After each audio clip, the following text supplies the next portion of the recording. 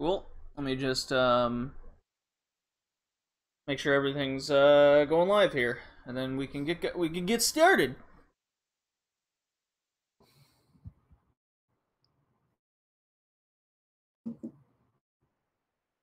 Live dashboard. Don't need that. Okay. Mixer's online. Awesome. YouTube's online. waiting for the Twitch.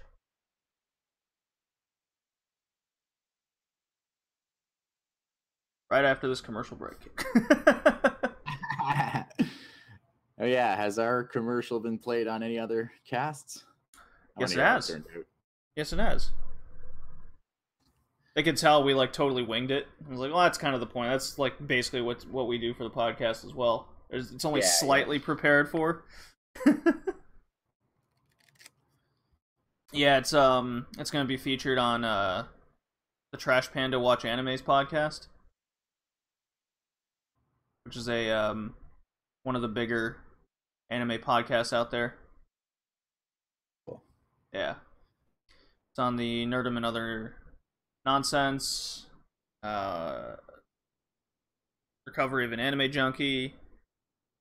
He wants us to make a shorter commercial, so I don't know what to do with that. We'll have to do another one for sure down the line.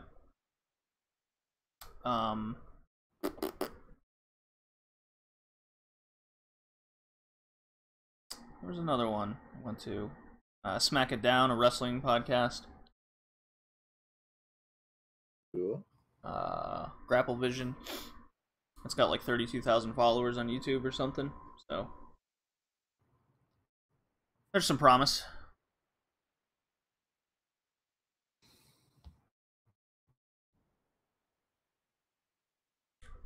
We have seen a massive increase in downloads and feeds, for sure. Pull up the statistics right quick. So we've now eclipsed about 350 listens a day, or hits, as it says. That means people like log out of the app, go back in, listen, whatever they're listening on. They don't download the episode, they're listening to it, but it also includes downloads.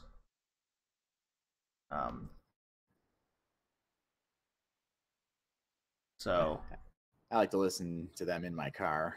Yeah. And then for the month, we already have 427 downloads, full episode downloads. That's only according to Podbean. Like, there's no like Google statistics or anything added to that, which is our second highest month ever. Sweet. Yep. What was the first highest? The first highest we got 514, and that was in April.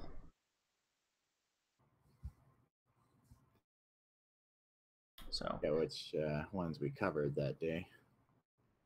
That was, I believe,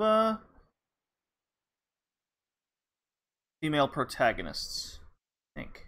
Oh yeah. I think. All right. Well, I'm ready. You ready? Yeah. Just give me the countdown, and I'll start recording. 3, 2, 1, go.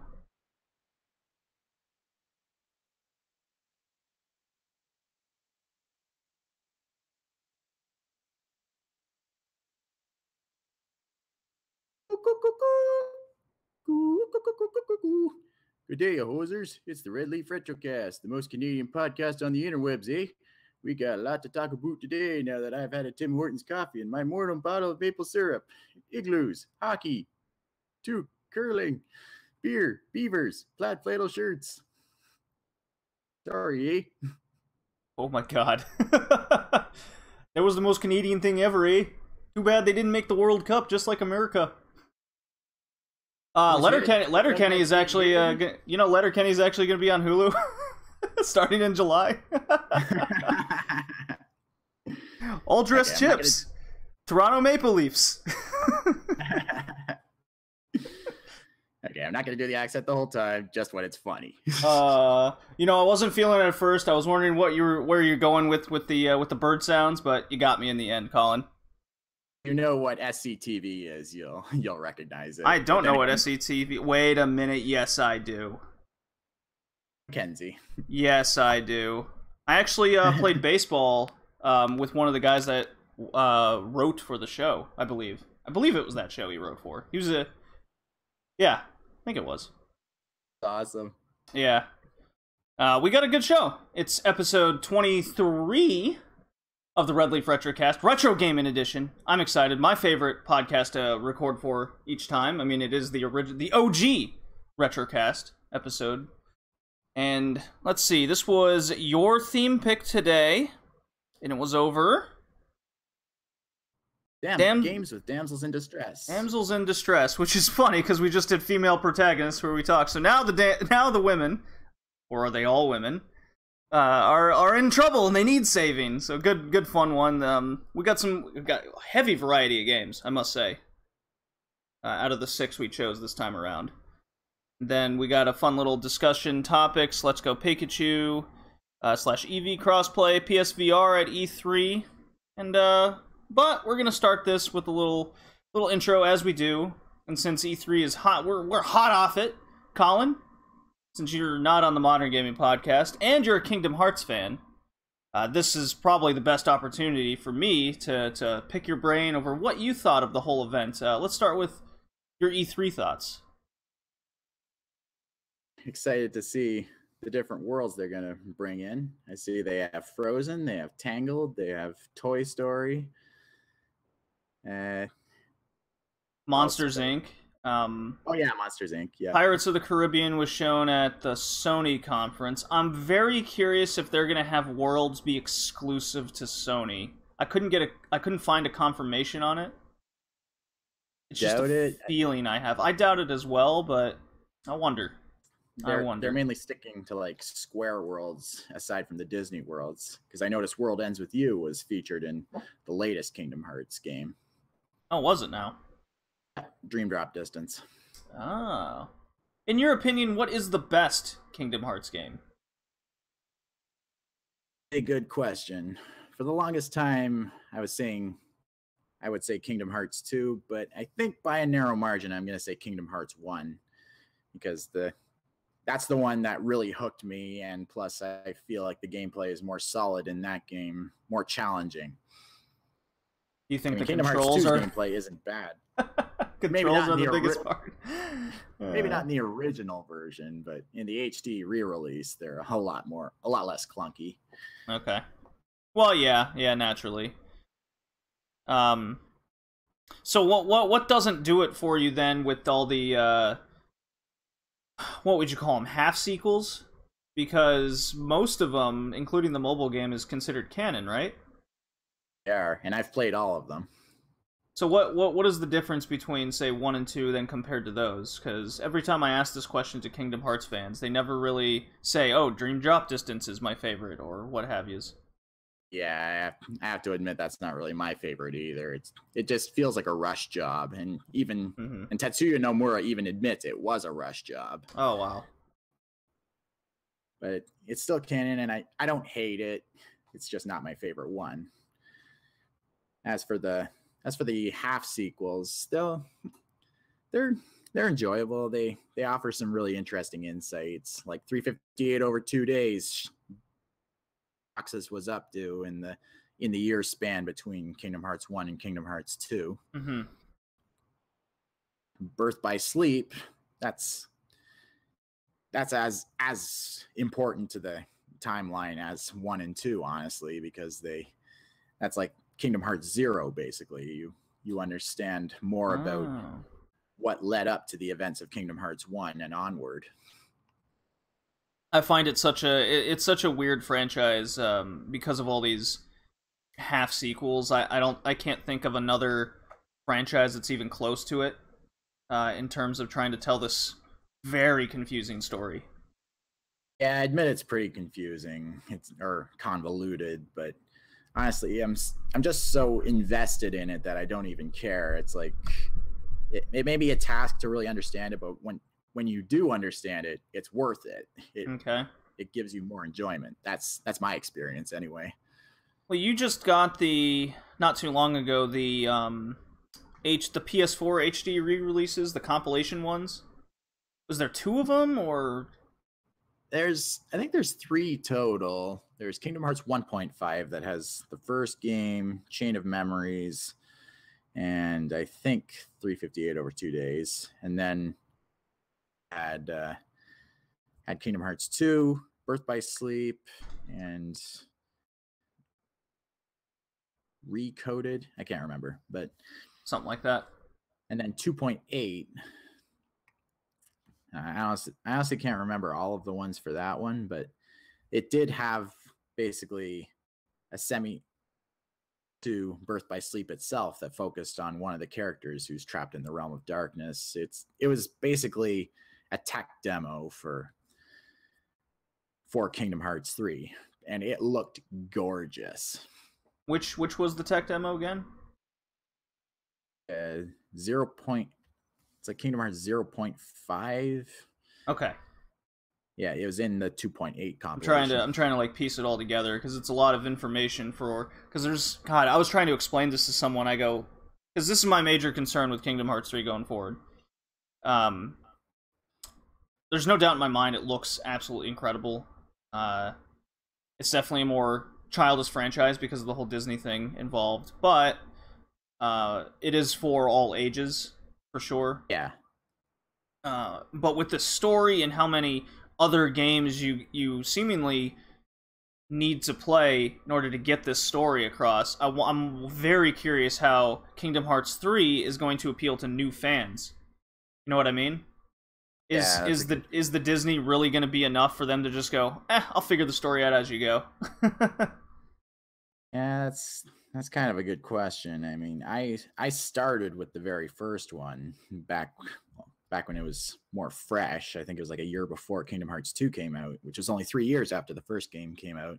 Right. I remember for the longest time, after seeing the commercials for Kingdom Hearts, I was like, who needs this? and then one weekend, my friends are over with their PS2 and they had rented Kingdom Hearts and they're like, let's play this. I'm like, okay, fine. And then half an hour in, I was just completely hooked.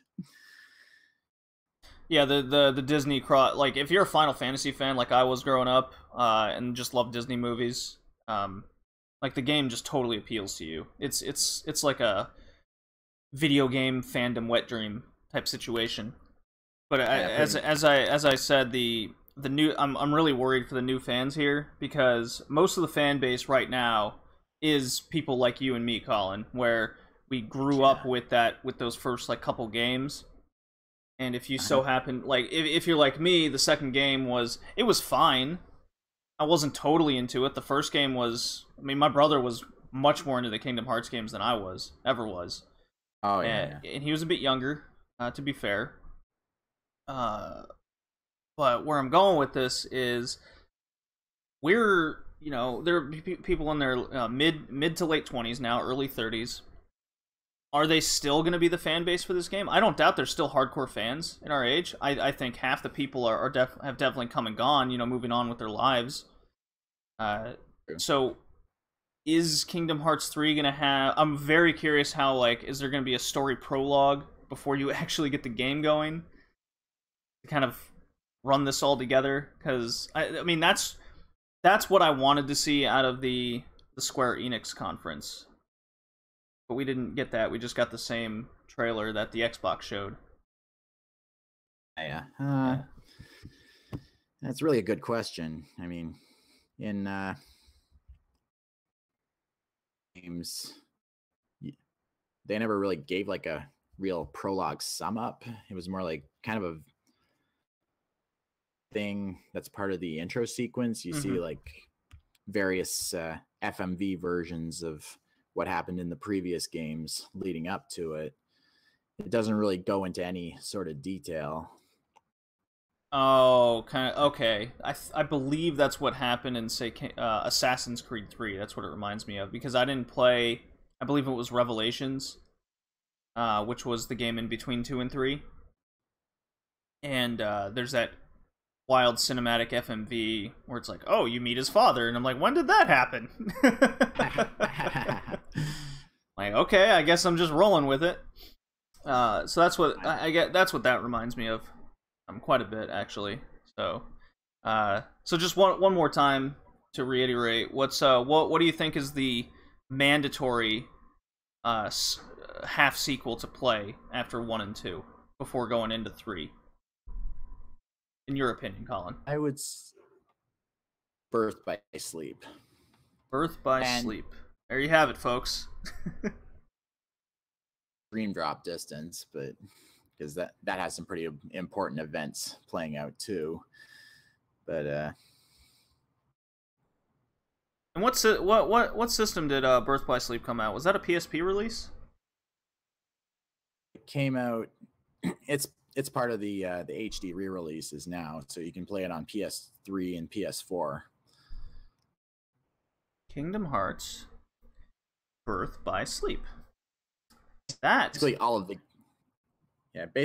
of the games have been re-released on PS4 now, so people still have access to them if they want to catch themselves up on the story. Yeah, it came out in the Kingdom Hearts 2.5 HD collection. Oh God, not confusing at all, I swear. And it did come out on the PSP in 2010. I thought so. Yeah, it did. Because I remember my brother got that game and he borrowed my PSP when I was no, he got his own PSP just to play that and a few more games. I wonder if I have his copy actually. Now that I think of it. I'm very, very curious about that now. So yeah, okay. I'm so on the fence, Colin, about Kingdom Hearts 3.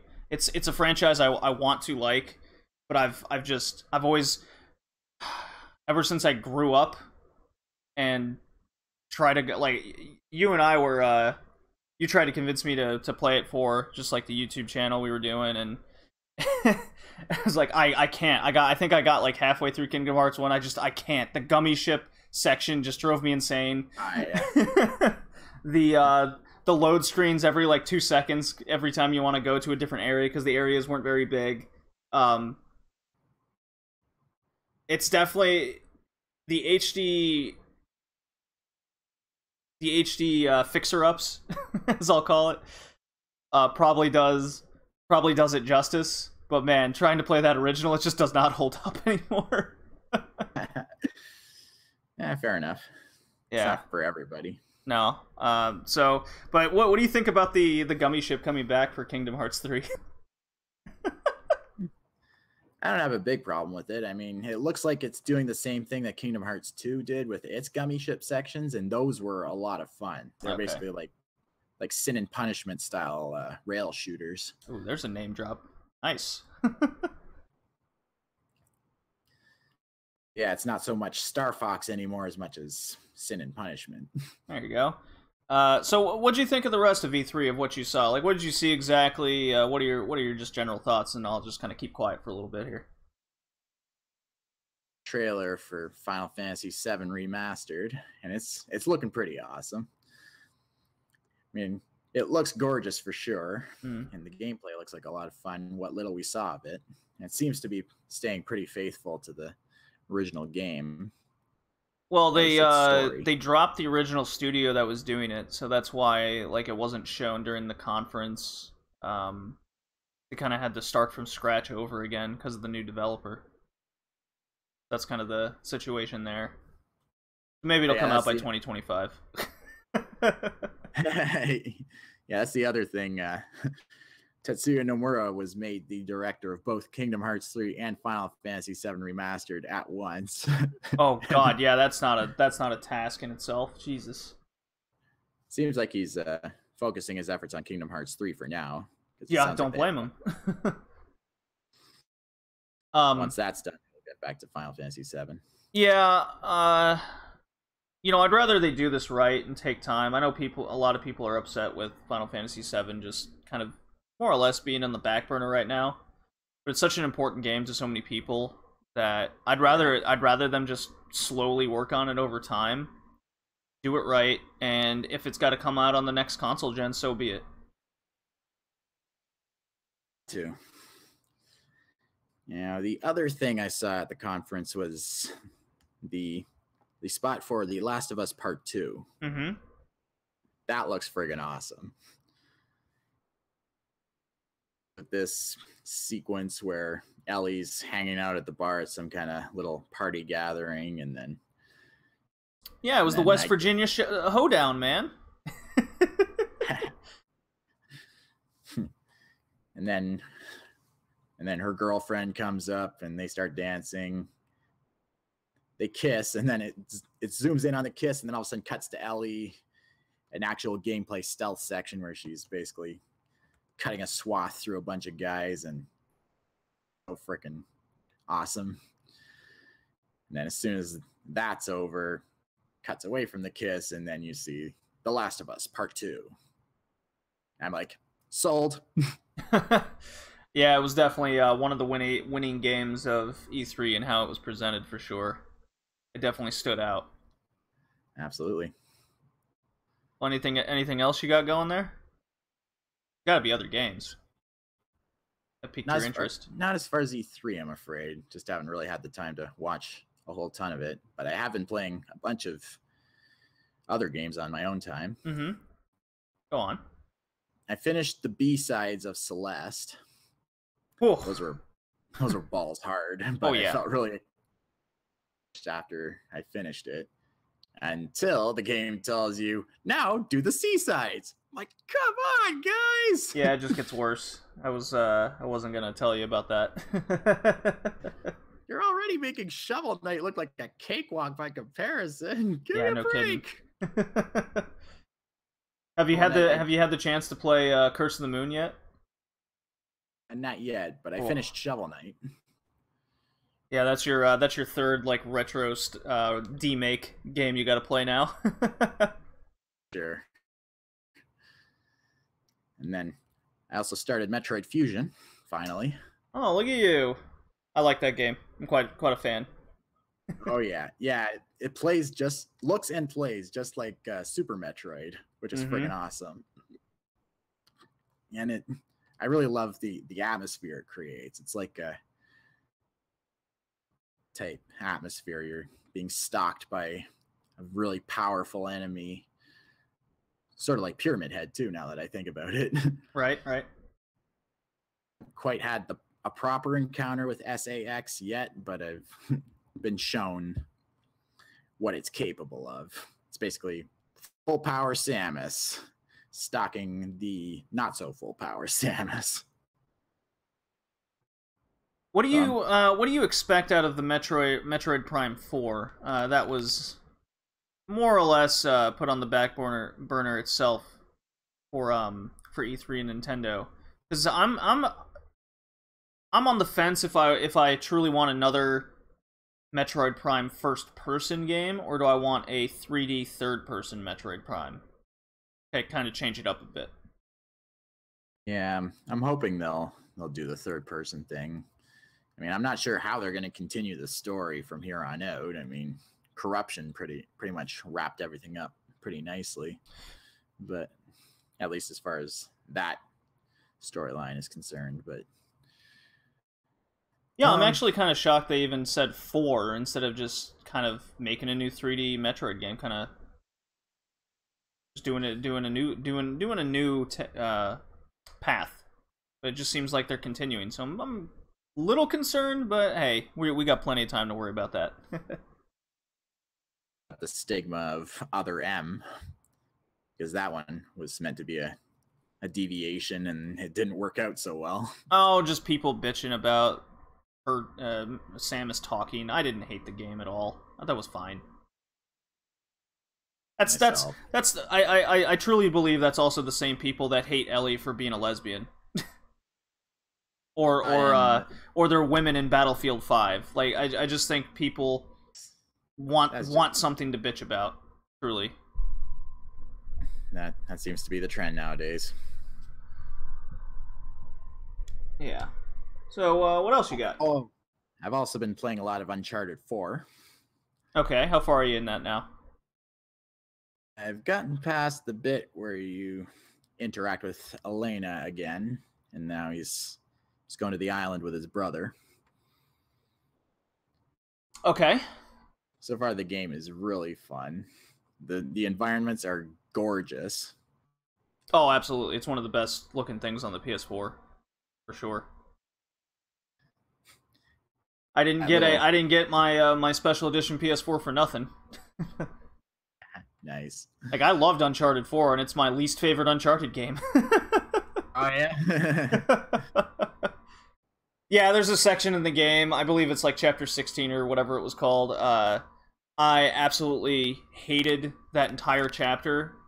I didn't like the floaty grappling hook mechanic in Uncharted 4. I thought it kind of broke the platforming a little bit. Luckily, Uncharted Lost Legacy kind of brought it all back for me, because there's a grappling hook mechanic in that as well, and they kind of fixed that up. So a lot of my issues, Nice. a lot of my issues in Uncharted 4 were fixed in Lost Legacy. Very much worth playing. I still believe it was one of my. I believe it made my top 25 of 2017. 2017 was a crazy year of gaming, Colin. Let me tell you. As so many good games came out that year. Like, just when you're about halfway through one game, a new one comes out, and you're like, all right, well, moving on, I guess. That's just the kind of gamer I am. I just never feel, and if I don't feel the urge to finish it, that must be the retro gamer in me, Colin, where Probably. you just pick up and play for a little bit until you more or less get tired of the game. It's no detriment to the game at all. I just want to play something else. It's not like an anime where I just sit down, watch it, complete it, move on to the next one. Although I have been in the mood where I'll just if I'm not crazy about a series anymore, then I'll just drop it, move on to the next one. I'm sort of getting in that same gaming mindset that I have, where, hey, I really like this, but I'm kind of done watching it for now. There's only so many hours in the day. Yeah, kinda, and I got a lot of wrestling to watch too. I got I got my my 2 jobs I'm putting up right now, but hey, they're basically night jobs. So what do I got going for me? Yeah. Yeah. Yeah. Why don't we well, do you have anything else, or shall we move on? All I've got to say. Alrighty. So I'm gonna play the Pokemon battle music. They hit me with the power of the ultimate warrior. But that's not what you heard in the stream. Alrighty. So, Pokemon Let's Go Pikachu. This is definitely a Pokemon game with a little controversy going around for it now. Do tell. So, I like the innovation in what they're doing with the franchise, and innovation is definitely something we see from Nintendo in their consoles every generation, which I really like. So, for example, the Wii U got a lot of slack, right? But what it was trying to do, it led to the Switch, right? It was essentially the Wii. Now, this isn't quite the same thing, but like the Xbox One X, it still is the Xbox One, right?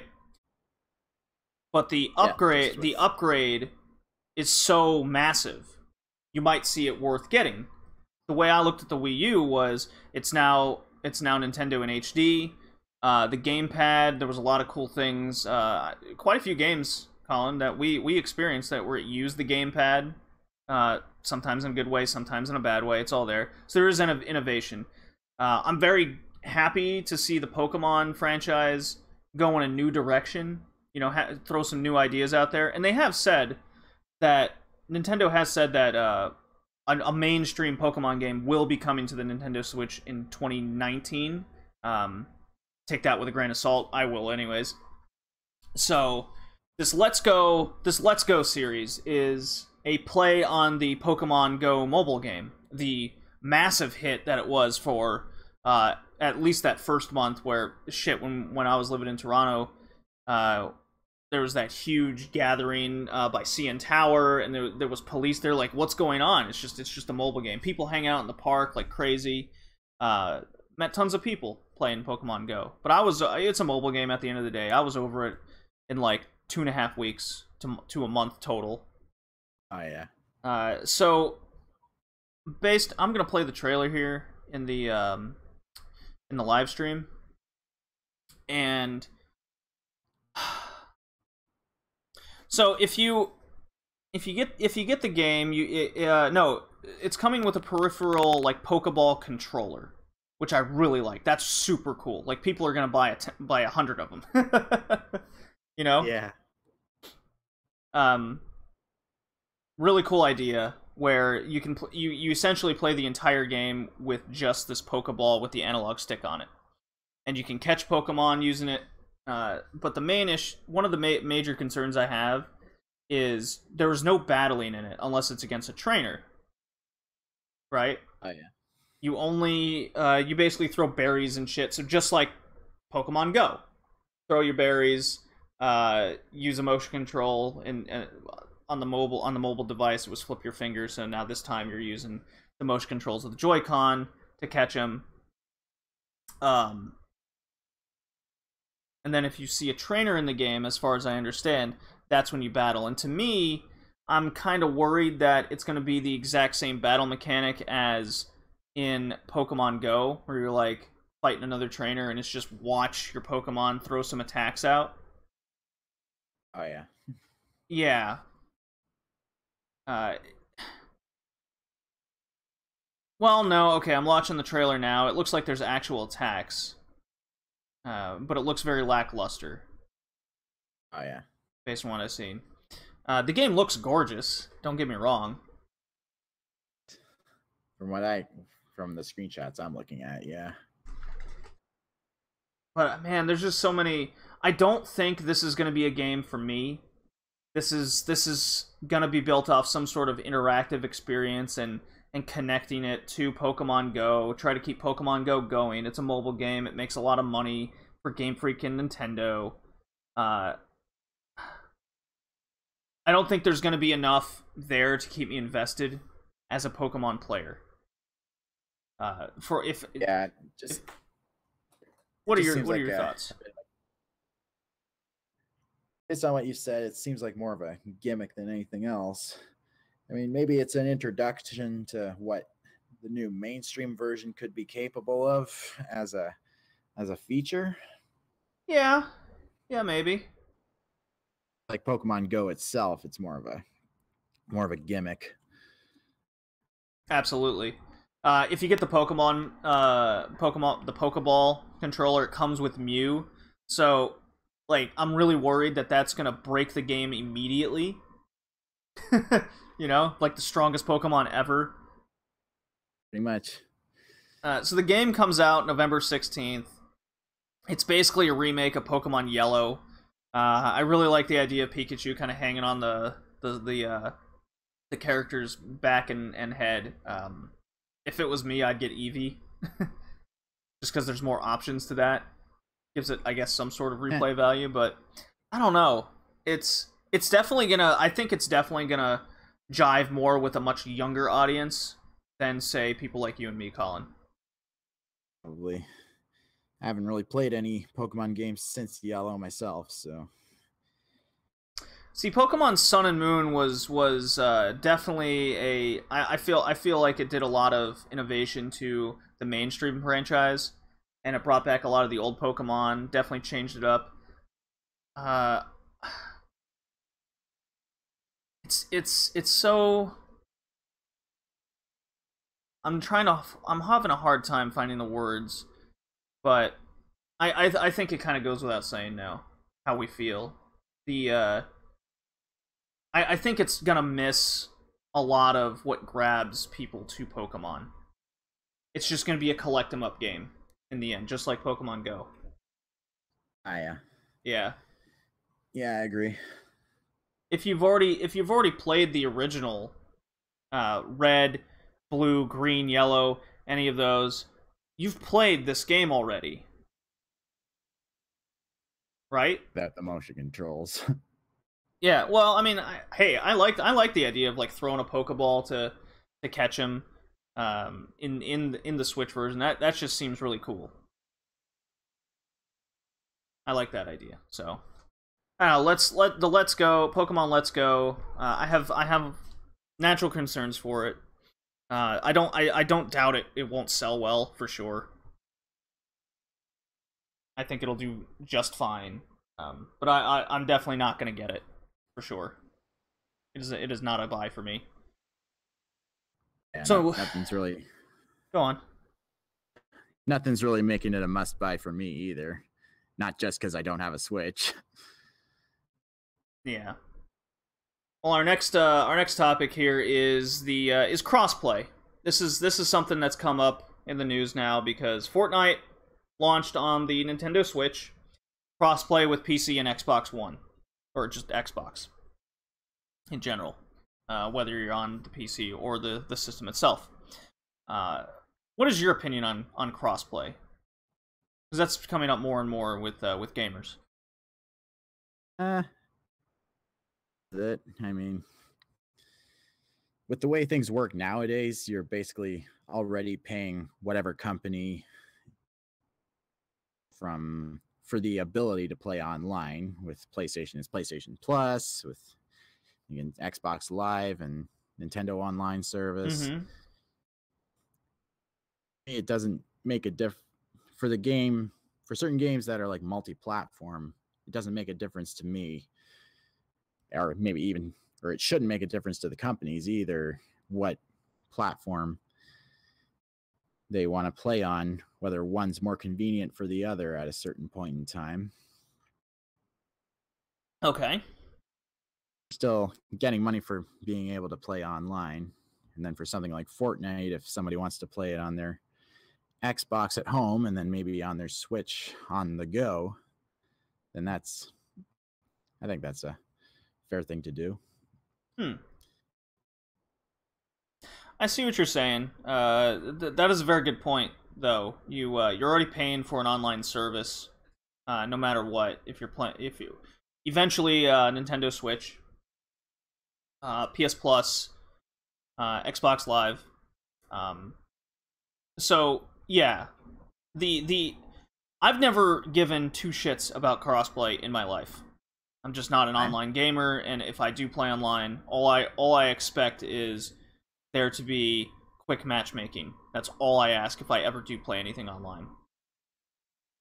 This Fortnite controversy, I understand where the animosity comes from, since PlayStation's locking out people from playing Fortnite on Nintendo Switch. If you've ever logged into your Epic account, which is the company that makes Fortnite, or made Fortnite, if you ever logged into that on your PS4, you have to basically create a new account for Nintendo Switch. I don't see that as a big deal, but I guess if you've invested like hundreds and hundreds of dollars into like cosmetics and shit, then yeah, you'd be visibly upset.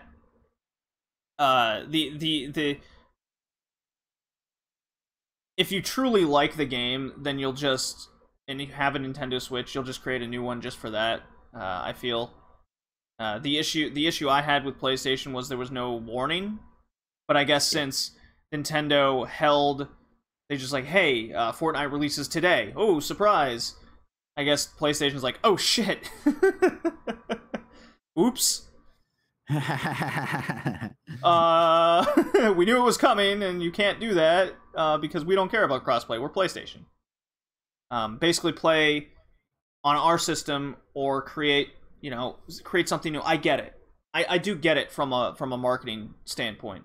That doesn't make it any less of a sleazy type move or business move or anti-consumer move, for sure, because it just makes it harder on the gamers to just or not harder. It just makes it less easy to go from one system to another. You have to constantly make new accounts or make a new account, or be worried that something else will be locked out. Do I want my accomplishments to carry over? I think I've always been a fan of, if the game's good enough and you like it enough, then you'd be willing to do those same things again.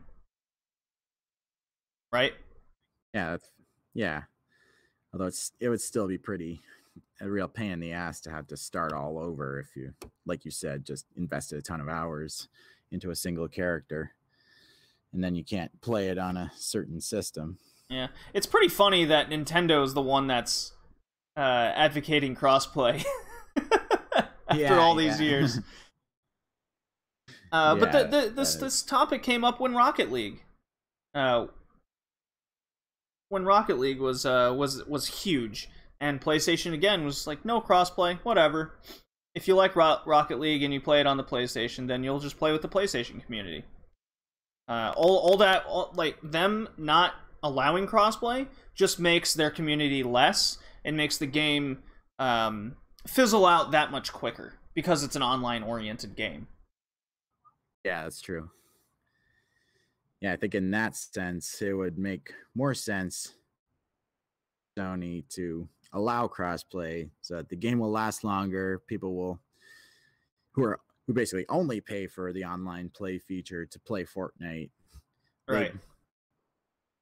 Yeah, I mean, in the end, this Fortnite controversy and the crossplay, I think it'll just blow over in a week or two. I mean, people are already pretty much stopping to talk about it, or they're not talking about it anymore. Not really. Everyone was all up in arms because, oh my god, PlayStation greedy, whatever. Yeah, I saw the Jim Sterling video on it. Yeah, I mean, let's call a spade a spade. Yeah, it's not consumer friendly. PlayStation doesn't give a fuck. And honestly, they don't need to give a fuck. This isn't like Capcom and Nintendo. This isn't like Capcom trying to get every dollar out of fighting game DLC characters and every skin imaginable and still charging $60 for a full game. This isn't like Nintendo's online service being only dedicated to a single console, not accounts. This is just play on our system or create a new account. Simple as that. I don't see it as huge controversy other than the fact that they locked the account out. I think that's the only terrible thing, and as soon as they fix that, then it won't be a problem anymore. It'll just go the way of Rocket League, where the initial reaction is just gonna fizzle very quickly. Because let's face it, it's 2018. It's the age of the ever quick rolling internet. Things will be quickly forgotten about. Pretty much, yeah. And that being said, I got For Honor from Ubisoft's Uplay, because that's free. That's free right now for at least another couple days or so. And there's crossplay on that because it's just PC and Xbox, I believe PlayStation, because it's connected to PC. So it's definitely the right platform to crossplay on. So whatever. We'll see what happens. You played it at all yet? I haven't. I was playing games for the podcast. I was fiddling around with Hollow Knight on the Switch since that just came out, and the Octopath expansion for Splatoon 2, the story-ridden one. That's what I've been doing. So eventually, I'll get back to For Honor, or get to For Honor, more or less. I played it when it originally came out at a friend's place, and he was digging the game. But I'm like, I don't know if it's worth $60 because it was quite broken at the time. Heard about that. Well, anyways, PSVR was basically ignored at E3, at least in Sony's presentation. And this was a major disappointment to me. I was hoping, I get it. They wanted to concentrate on their exclusives that are coming out, really put one over on the other companies. Nintendo focusing on one game, Xbox focusing on the same 3 games we've seen year after year. So I get why PlayStation didn't show it, but the issue is that I'm afraid PSVR is going the way of the Vita. It's just not being shown enough. You're not showing the people that you care about it. So over the next couple days that PlayStation Live was covered at E3, that was their full day worth of just covering games that are being showed. They had a lot of PSVR being shown there.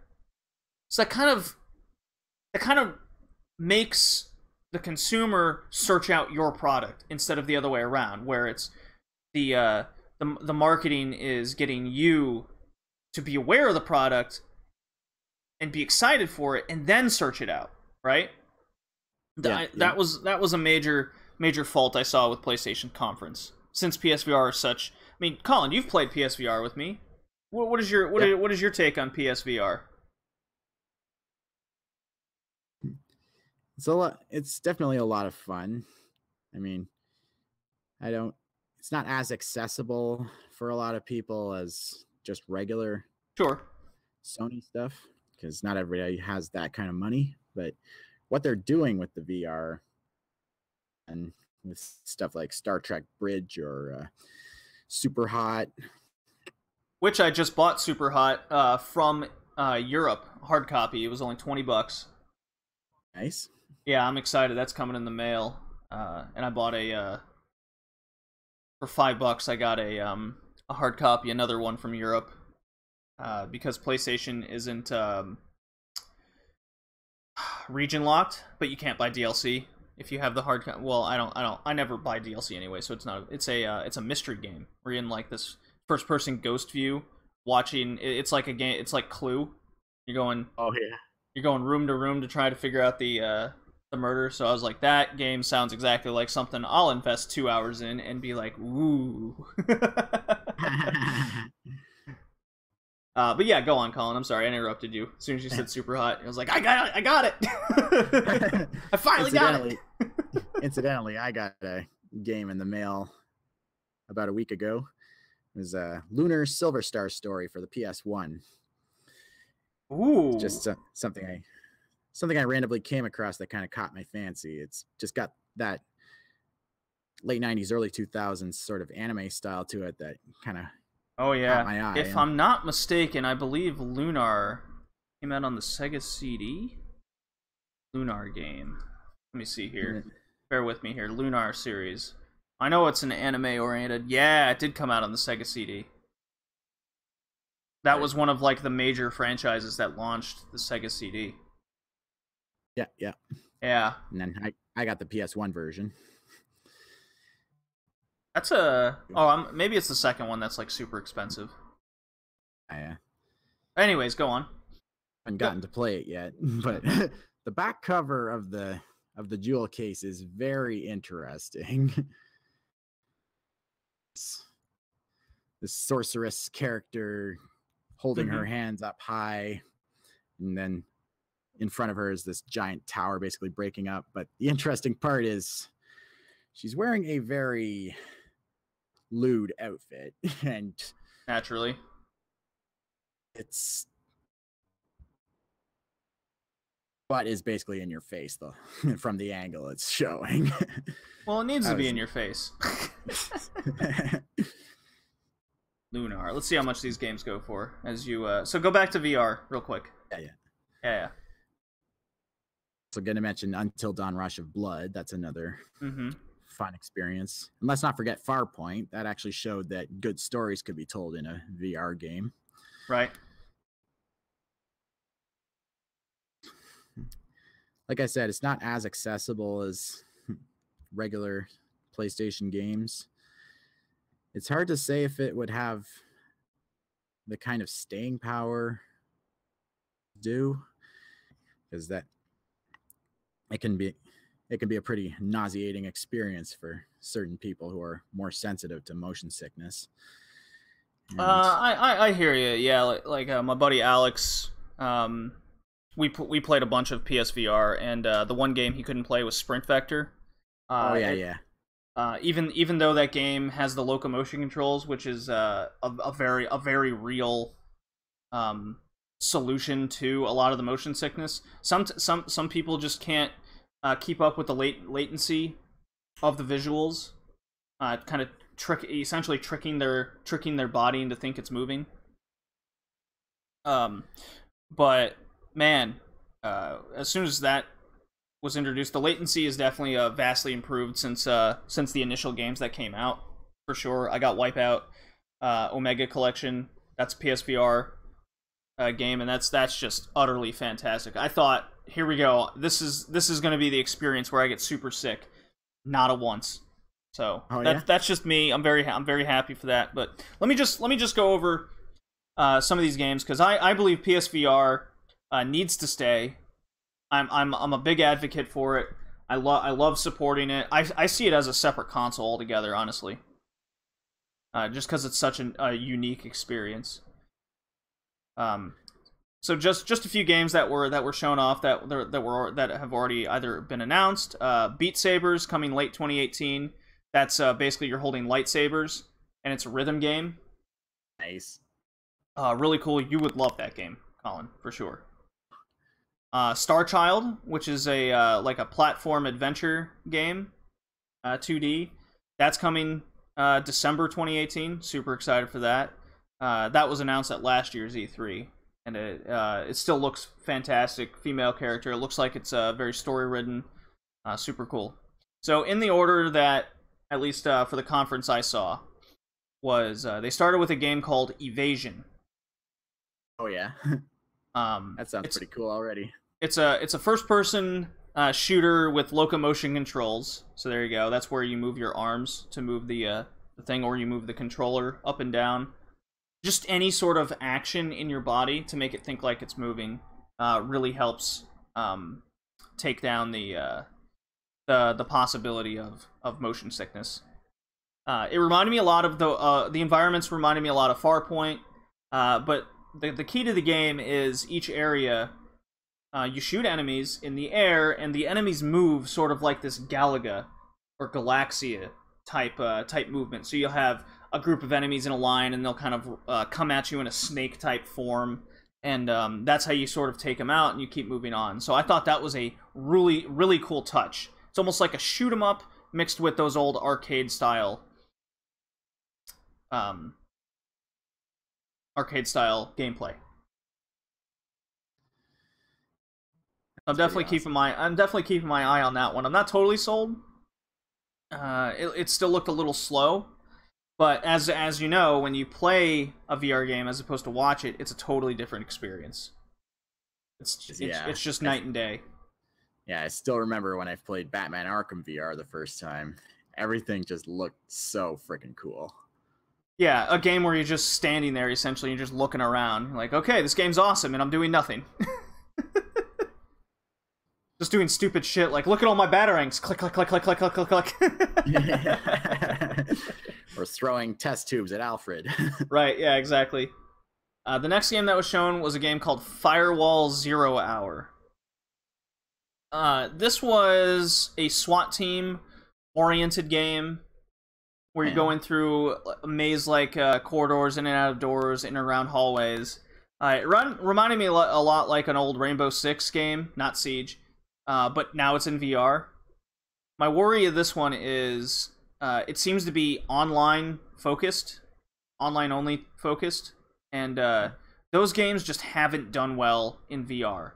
Because the way the PSVR community seems to work is they'll play it for a little bit, they'll play it for the first week or two, and then just move on. Because there's a lot of VR games always coming out, you want to try the next one, and there's just a lot of games coming out.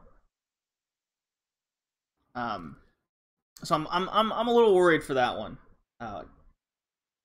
It looked solid, don't get me wrong, I just don't think it's going to do well. After that was a game called Astrobot, which is a like a pseudo sequel to the Not Play Now.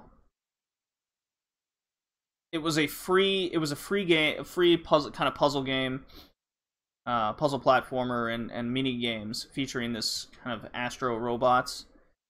This is a platformer. This looks fantastic. I'm immediately in love. I love platformers, Colin, as you know, and it's very colorful. It's got 5 worlds, 26 levels. It comes out later this year in the fall.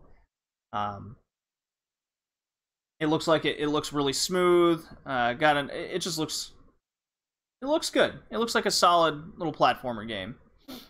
It did this cool thing with perspective I was noticing in the video in Astrobot's rescue mission, where there was one level in particular where you're kind of in the clouds and a giant robot arm's going in, and you kind of run on the robot arm going back into the distance, into the background, and you're in VR watching it. So remember when we played the game Bound, and it was kind of like that, where you'd watch the character go out into the distance, but that was more of an art game. This is a platformer. I kind of like that touch. The big game announced was Tetris Effect. I don't know if you've... I saw a little bit of it in the Sony presentation. Oh, wow. This game needs to be in my life immediately. Like, no joke. It's a mixture of, like, Luminous and Rez. Apparently this game's been in development for, like, 6 years, where you're trying to use Tetris blocks and match music. The visuals are in your face. Like, my imagination is just taking over on what this game is going to be like in VR. Because even without VR, it looks fantastic. Oh, I gotta check that out. Yeah, I got a little gameplay going in the live stream now. As soon as I brought it up, like, I like Luminous. I loved it on my PSP. I didn't continue the franchise after that because I just didn't feel like they could do much more with the series. But this is definitely stepping not only Luminous up, but the Tetris franchise up a notch. Just looks great. I can't imagine the amount of hours I'm gonna pump into this game just trying to beat my high score, or just listen to the music in general as I'm just screwing around with Tetris. Oh yeah. Yeah, this is gonna be a mixture of friends over, who's gonna get the next high score, to I've finished a hard night of bowling, or I had a hard day at work, I'm just gonna chill. Yeah, the next game was a game called Ghost Giant. Oh yeah, I saw a little bit of that one. Let's see if I can find the gameplay here. Here it is. What have you seen? Crossing. Here we go. Yeah, it's got a little Animal Crossing type character art. I like the little cute little visuals going on in the game. Everything looks like it's a pseudo claymation type thing. That looked really cool. It reminds me a lot of Moss. The overhead perspective, controlling a character, and you're kind of a ghost in the air, and that's how you help him out. This one, literally, you're a ghost, and you use the arms to help the character out in the levels. Another platformer game. This game blew my adorableness scale. Like, it blew it off the scale. It's nice. Too adorable. I need it. I need it, Colin. You adorbs. I don't generally squee like a 5-year-old girl, but this one definitely brought it out of me temporarily. A manly one, I might add. A manly squee. Oh man. Or like Yahtzee would say, simply humming with appreciation while doing squat thrusts. I didn't cry, you cried. I was lifting triangular weights.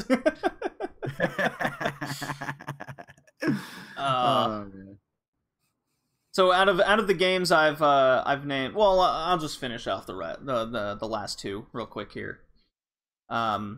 Creed, Rise to Glory looks like Punch-Out in VR. Honestly, this is a must-buy. We've only seen... Here, I'll pull up the gameplay for the live stream for sure. Really interested to play that, because it sounds like it might be something like the boxing game in Wii Sports, except in VR. Yeah, a little bit. The character, for sure, the character art and designs are much better. What the developers made clear was this game was about not memorizing the moves like Punch-Out, even though it's highly based on the Punch-Out series. You gotta kind of, it looks like you gotta kind of trick motions, block, really get immersed into being the boxer in the ring. you know, instead of being just another character in a video game. One cool thing is when you get knocked to the ground, you got to use locomotion controls because your spirit gets knocked out of the body, and you have to run back. You have to run your spirit back to the body before the 10 count, and that's how you make your character rise back. That's pretty cool. Yeah, I quite got a kick out of that one for sure. So the last game was Vacation Simulator. And then I got one more game that I want to dedicate quite a bit of time to. Vacation Simulator, I mean, if you play Job Simulator, it's just robots have taken over. This is what humans used to do. Go goof off in this little world. Vacation Simulator, you're essentially on a beach. And you're screwing around doing beach stuff. You know, building sandcastles or throwing shit in the air. You know, it's a goof off game. Yeah. I won't be getting it, but I'm sure it's good. I'm sure it's just as solid as Job Simulator. So, out of all those games, which one sounded the most? Which sounded the most appealing to you? Do you need me to run down them really quick? The names? Just really quick. All right. Beat Saber, Star Child, Evasion, Firewall Zero Hour, Astrobot, Tetris Effect, Ghost Giant, Creed Rise to Glory. I think I'm a little tied between Tetris Effect and Creed Rise to Glory. Yeah, based on what I saw, definitely, I'm right there with you. It's they just look incredible. These are the type of games we've been looking for in VR. You know, they don't all have to be Resident Evil 7. I was definitely hoping for another kind of first-party VR title to be coming out like that. Oh yeah. But it seems like we're a little bit away from them still, till first party starts going on. From Software did announce that they are making a VR game along with Ubisoft with whatever it was called again. They have a Elijah Woods in it.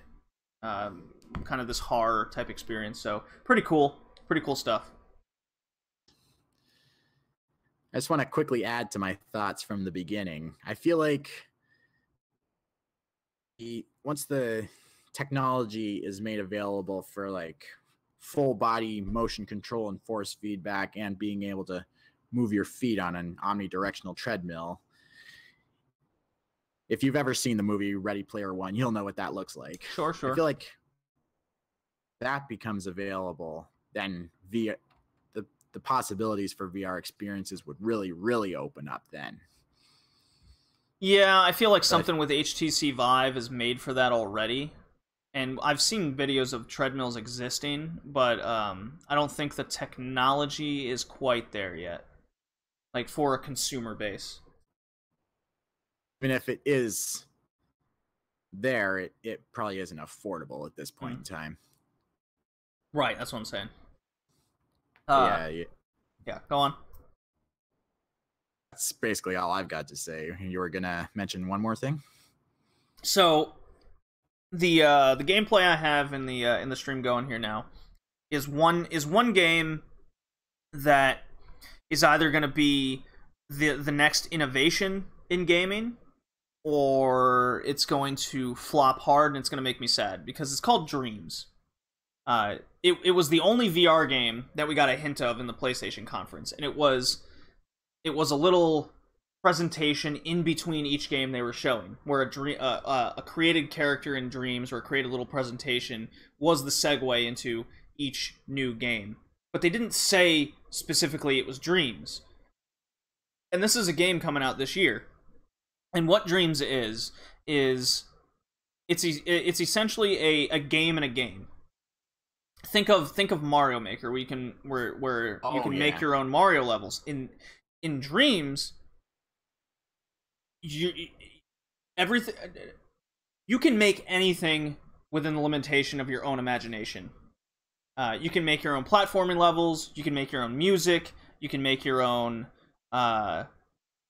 movies, like anything within your imagination is possible within Dreams. And each time I look at a presentation of gameplay, there's always something new they're bringing to the table. you can import your own sound effects using, be it the PlayStation controller or the PlayStation camera. You can play your own music in your own audio program at home and import it via the Dreams site, and that will be in the game itself on the network. Cool. Yeah, there's just, the limitations are endless. They truly are. The interface to go in between, be it props or sound effects or music, is very fluid. There is no go into different modes and load times. Everything was seamless, which was a major concern with mine, and the presentation definitely showed that. You can create your own characters in the game, and there is a few little story modes, mini story modes in the game, but they more or less are a reminder to what's possible for you to make in this experience, because they were just 3 longer games made by the developers. Because the whole idea is you create, put it online, and everybody gets to create with you. If you don't want to create anything from scratch, there's plenty of templates, or you can download other people's levels. It's by the same people that made the Little Big Planet series. Oh yeah, that's what it reminds me of. Yeah, it's by Media Molecule, I believe that's their name, Oh, yeah. if I'm not mistaken. And Little Big Planet was definitely I was in college when Little Big Planet came out, and people made fun of me when I got it, because they're like, "Oh, it's super childish." And it was like, no, get it. If you play it multiplayer, it is more demanding than it looks, and you can create so many different things in the Little Big Planet world through using whatever interface you can that was made in the game. And this, to me, is the next step of that. And just Cool. I remember in college we would just play other people's levels that they would create and have fun with it. Like, people would create Lego type worlds or what have you. So Dreams has so much potential. It is possibly the next, like, it's definitely more ambitious than anything I've ever seen in a game. Will it do well? I don't know. I really hope it does. I hope people take advantage of this. Nothing would be a more, like, tranquilo experience than playing this and just kicking back and live streaming just random levels all the time. Like, I don't even really, I'm not even finding myself interested in making something myself. Maybe something small. I'll take the time and do it. But as much time as I have, this would definitely be a game to just see what other people can create, what they're capable of, because the amount of imagination is endless. Absolutely. Sounds pretty awesome. What do you check it out once it comes out. Yeah, what is your opinion on the game? Are you a little worried for it, or what have you? Like, So do you have pretty any much questions over it? I think one of my main questions is, where are all these games going to be stored? Are they going to be on your own system? Is it going to be on a cloud server? Like, I think a little of both. I think you could probably play on the server, and if you really like it, you just download the level, sort of like Mario Maker. But yeah, if it's going to be involving more 3D stuff as well as 2D stuff, and probably have a lot more options for creation than Mario Maker itself, then a lot of storage and processing power to really be able to make that come to life for everybody involved. So if it does do well and it makes a lot of money, then I can see, if the developers are responsible, they'll start using those profits to improve on the game, whatever feedback they get from their customers. They can improve the experience, give more options. Basically, like, just make it a better experience. Assuming they don't pull a PUBG and just stop giving a shit and instead focus more time and energy into lawsuits. Right, I hear what you're saying. No, that doesn't seem to be Media Molecule's MO, especially with their little Big Planet history. They constantly updated and improved things, added things. It's true. And you know, they got their little microtransactions involved as well with stupid little things like that, but they put so much in the game to begin with that it's not really needed to get a lot of that extra stuff. But I could totally see them adding really, really cool features that are DLC oriented that they just couldn't release it with. You know, they just keep improving. I can totally see that happening, and to me, that's an okay DLC because you're literally adding so many things to the game. Sure. Kind of like the Unity engine. Yeah, kind of. So I'm excited for Dreams. I gush about it constantly. I love the ambition behind it. I love the imagination aspect. It is going to be released day one in PSVR. So you bet your ass this is going to be my PSVR title. Yeah. I feel like put a really good tutorial into the game that people can really comprehend, that people can latch onto. Mm-hmm. Then that alone will really make the game take off, because I feel like a lot of people might be intimidated by how much possibility there is. But if they have a bit of a guiding hand to begin with as to how it works, then they could really, after the basics are given to them, then they could go from there and really explore what possibilities the game can offer. Absolutely. Well, alrighty. That was the PSVR showdown. So if you're into PSVR like me, then there's plenty of upside on the horizon for sure. Very pumped indeed. Well, why don't we move on to our theme then? Today's topic is games of damsels in distress, eh? It's like this girl gets kidnapped and then you gotta rescue her. You jump over bottomless pits, you throw lances, you kill bosses, you beat up all kinds of bad guys, and then you get to your lady friend and win. And we'll get to that. And we'll get to that right after this this short break as I play the drop.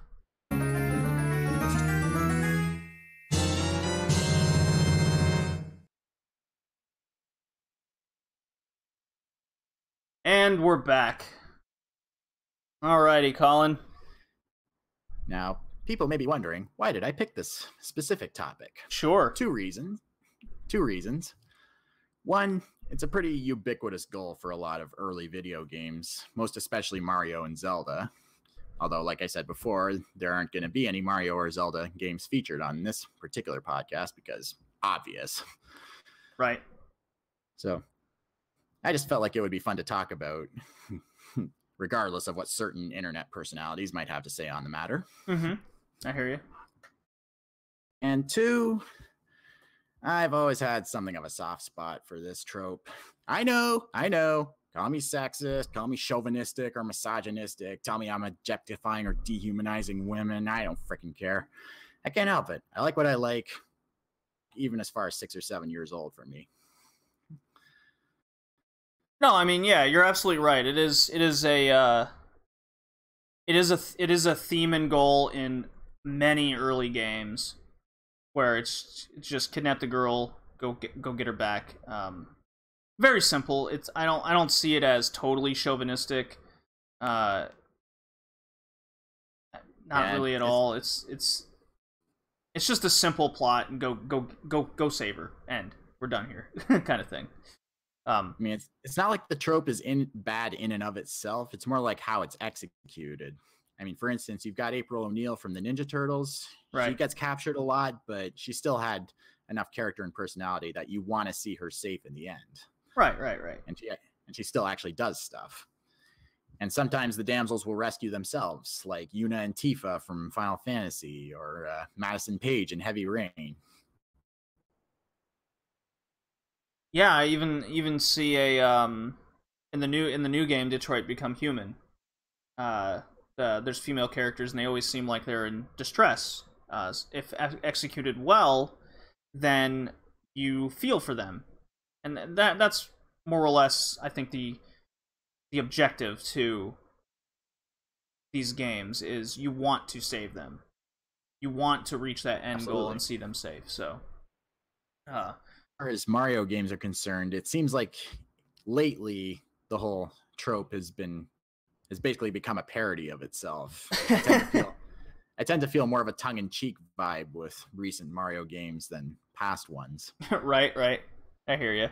Yeah, and we made sure not to just pick Mario or even Zelda games. We wanted to kind of think more outside the box, and we got a good diverse 6 games to go through for sure. So why don't we get into the first game, Colin, which was your pick? First game is Final Fight on the Super Nintendo. Now, this was created by Capcom in 1989 as an arcade game, and then later ported to the SNES in Japan in 1990, and then North America in 1991. Now, there are lots of other ports as well, but we'll focus on the SNES for this one. Yeah, for sure. Definitely the original release. A sequel to Street Fighter, but then it became a beat-em-up along the way for various reasons. And apparently, it was inspired by the movie Streets of Fire from the 80s. I mean, even one of the characters, Cody, was named after the main character of that movie, and the plot is largely the same. Now you're wondering, what is the plot? Yes, Colin, do tell. What could it possibly be?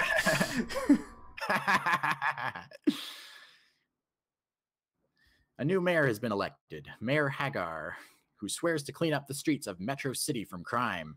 However, the gang Mad Gear has other plans. In the opening cutscene, they call up the mayor and show that they have his daughter Jessica. If he cooperates with their demands to let them do whatever they want like the previous mayor, they'll let her go and give him the usual monthly bonus. Now, obviously, the mayor is not so easily swayed, and he goes on a rampage to rescue his daughter. And joining him is Cody, boyfriend of Jessica, and a martial arts expert. And had a third character named Guy, who was Cody's best friend, but he's not here in the SNES version. No, and I believe they added him into the sequels later. Probably. Yeah, probably. Yeah. But yeah, that's basically the plot. Well, this one, yeah, it's 2-player co-op as well, which is pretty cool. Yeah. It reminds me a lot of Streets of Rage. Yes and no. In the sense that it's a beat 'em up in this kind of rundown city, and you're beating up thugs and goons, going place to place. Yeah, it's just like Streets of Rage. Especially coming off the beat 'em up episode where we did play Streets of Rage. Yeah, you've got like long reach with punches and kicks, detailed environments, satisfying hits. It's just a lot of fun to play. Kind of like Golden Axe, it has some hit detection issues in that you have to be on the exact plane as your enemy to be able to actually land hits. Although thankfully that's true. I was really annoyed with that. It is very picky sometimes. Although thankfully the enemies have the same problem, so it kind of balances out. Well, the goons do. The boss battles, they seem to not have that problem so much. Yeah, and it's really easy to get stun locked by enemies on all sides, although it's kind of remedied by a spin move that you can activate by pressing jump and punch at the same time. And it knocks all the enemies away at once. Yeah, that also takes away a little bit of your health, though, when you do that.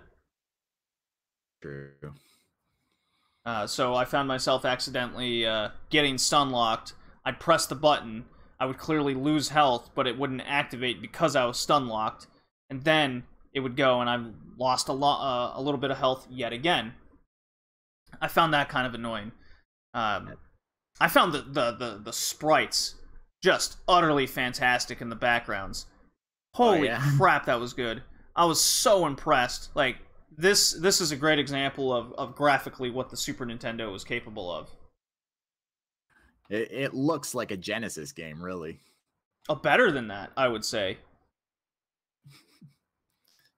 Now the backgrounds weren't as detailed as say what we experienced in Streets of Rage, but they were detailed enough where sure. it didn't bother me at all, because the large sprites on screen, the enemies, kind of cycling through the different enemies enough to keep you to keep you from feeling that sort of monotony that a lot of beat 'em ups might suffer from.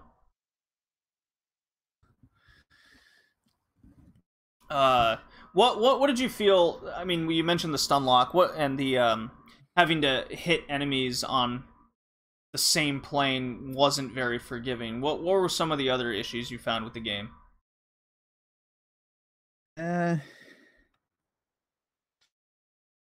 Second boss. Fuck the second boss. Ah. Fuck the second boss with all the rusty railroad spikes in the world and then a steel girder for good measure. So if I'm not mistaken, there's only 4 or 5 levels. Let's see here. Let's see. What is the plot? We know the plot. I want the... How many levels are there? Let's just say there's 4 or 5. I didn't get past the second one. Because, as you said, Colin, that second boss can suck a dick. The samurai ninja wrestler is the worst. Yes. I couldn't even exploit the game properly to beat this dude. It's nuts. I mean, every time you hit him enough times to make him drop a sword, he does this charge attack that's so fast it's virtually impossible to avoid or counter, and it takes off so much health. No, like every attack almost one hit kills you.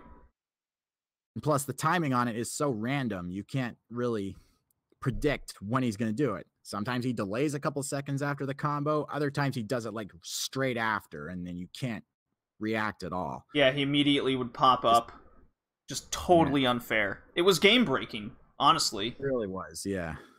It was definitely one of those moments you experienced where you go, yeah, take my quarters, you piece of shit game, just to get past the one boss, and then I guarantee the gameplay after that goes back to normal until you face the next boss where it would do the same thing. Yeah, that is not fair. No, because the I thought, oh cool, I'm in a wrestling ring. This dude's got 2 katanas in each hand. You knock him down, and because he's a little bit, his sprite's taller than yours, his reach is totally unfair because you can't even do the jump heel kick. Yeah. That you would normally do against top bosses because he's got the swords in his hand. And as soon as you hit him and you knock the swords out, as you said, Colin, he just randomly gets up whenever he feels like it and does that cheap-ass charge attack that takes away basically all your health. You're guaranteed to lose at least 2 or 3 lives just picking health at him. And it's hard to even keep that many lives in the level up to that point. It's just like, to counter his charge attack is by doing a drop kick, and that's if you react at the correct time. Yeah. There was I found that, so you gotta stun him, you gotta stun the boss, you gotta jump kick into him, but you don't hit him to get the 3-hit combo in, and that's what will do the most damage, and then you just gotta run away and just pray that you're not on anywhere near that same plane, because we mentioned that the computer also has the hit detection plane issues, but the second boss, because he's so wide and large, that the hitbox doesn't apply to him. Yeah, that same issue. It was hot garbage because I was just absolutely in love with the game up until that point, and I go and I know if I put the time in, I could probably beat him, because a few times I definitely experienced getting him down to that last bar, but I would need at least 7 lives to beat the boss, I feel, because I went in there multiple times with 5 lives and just would always get my ass kicked. For sure. Yeah. Now, fun fact about the game, a lot of the enemies that you come across are named after 80s punk rockers, like Axl Rose, Slash, Gene Simmons. I noticed that. And the soundtrack has 7 composers, one of whom is Yoko Shimomura herself. And who's that Yoko for the audience? Shimomura? Oh, there you go.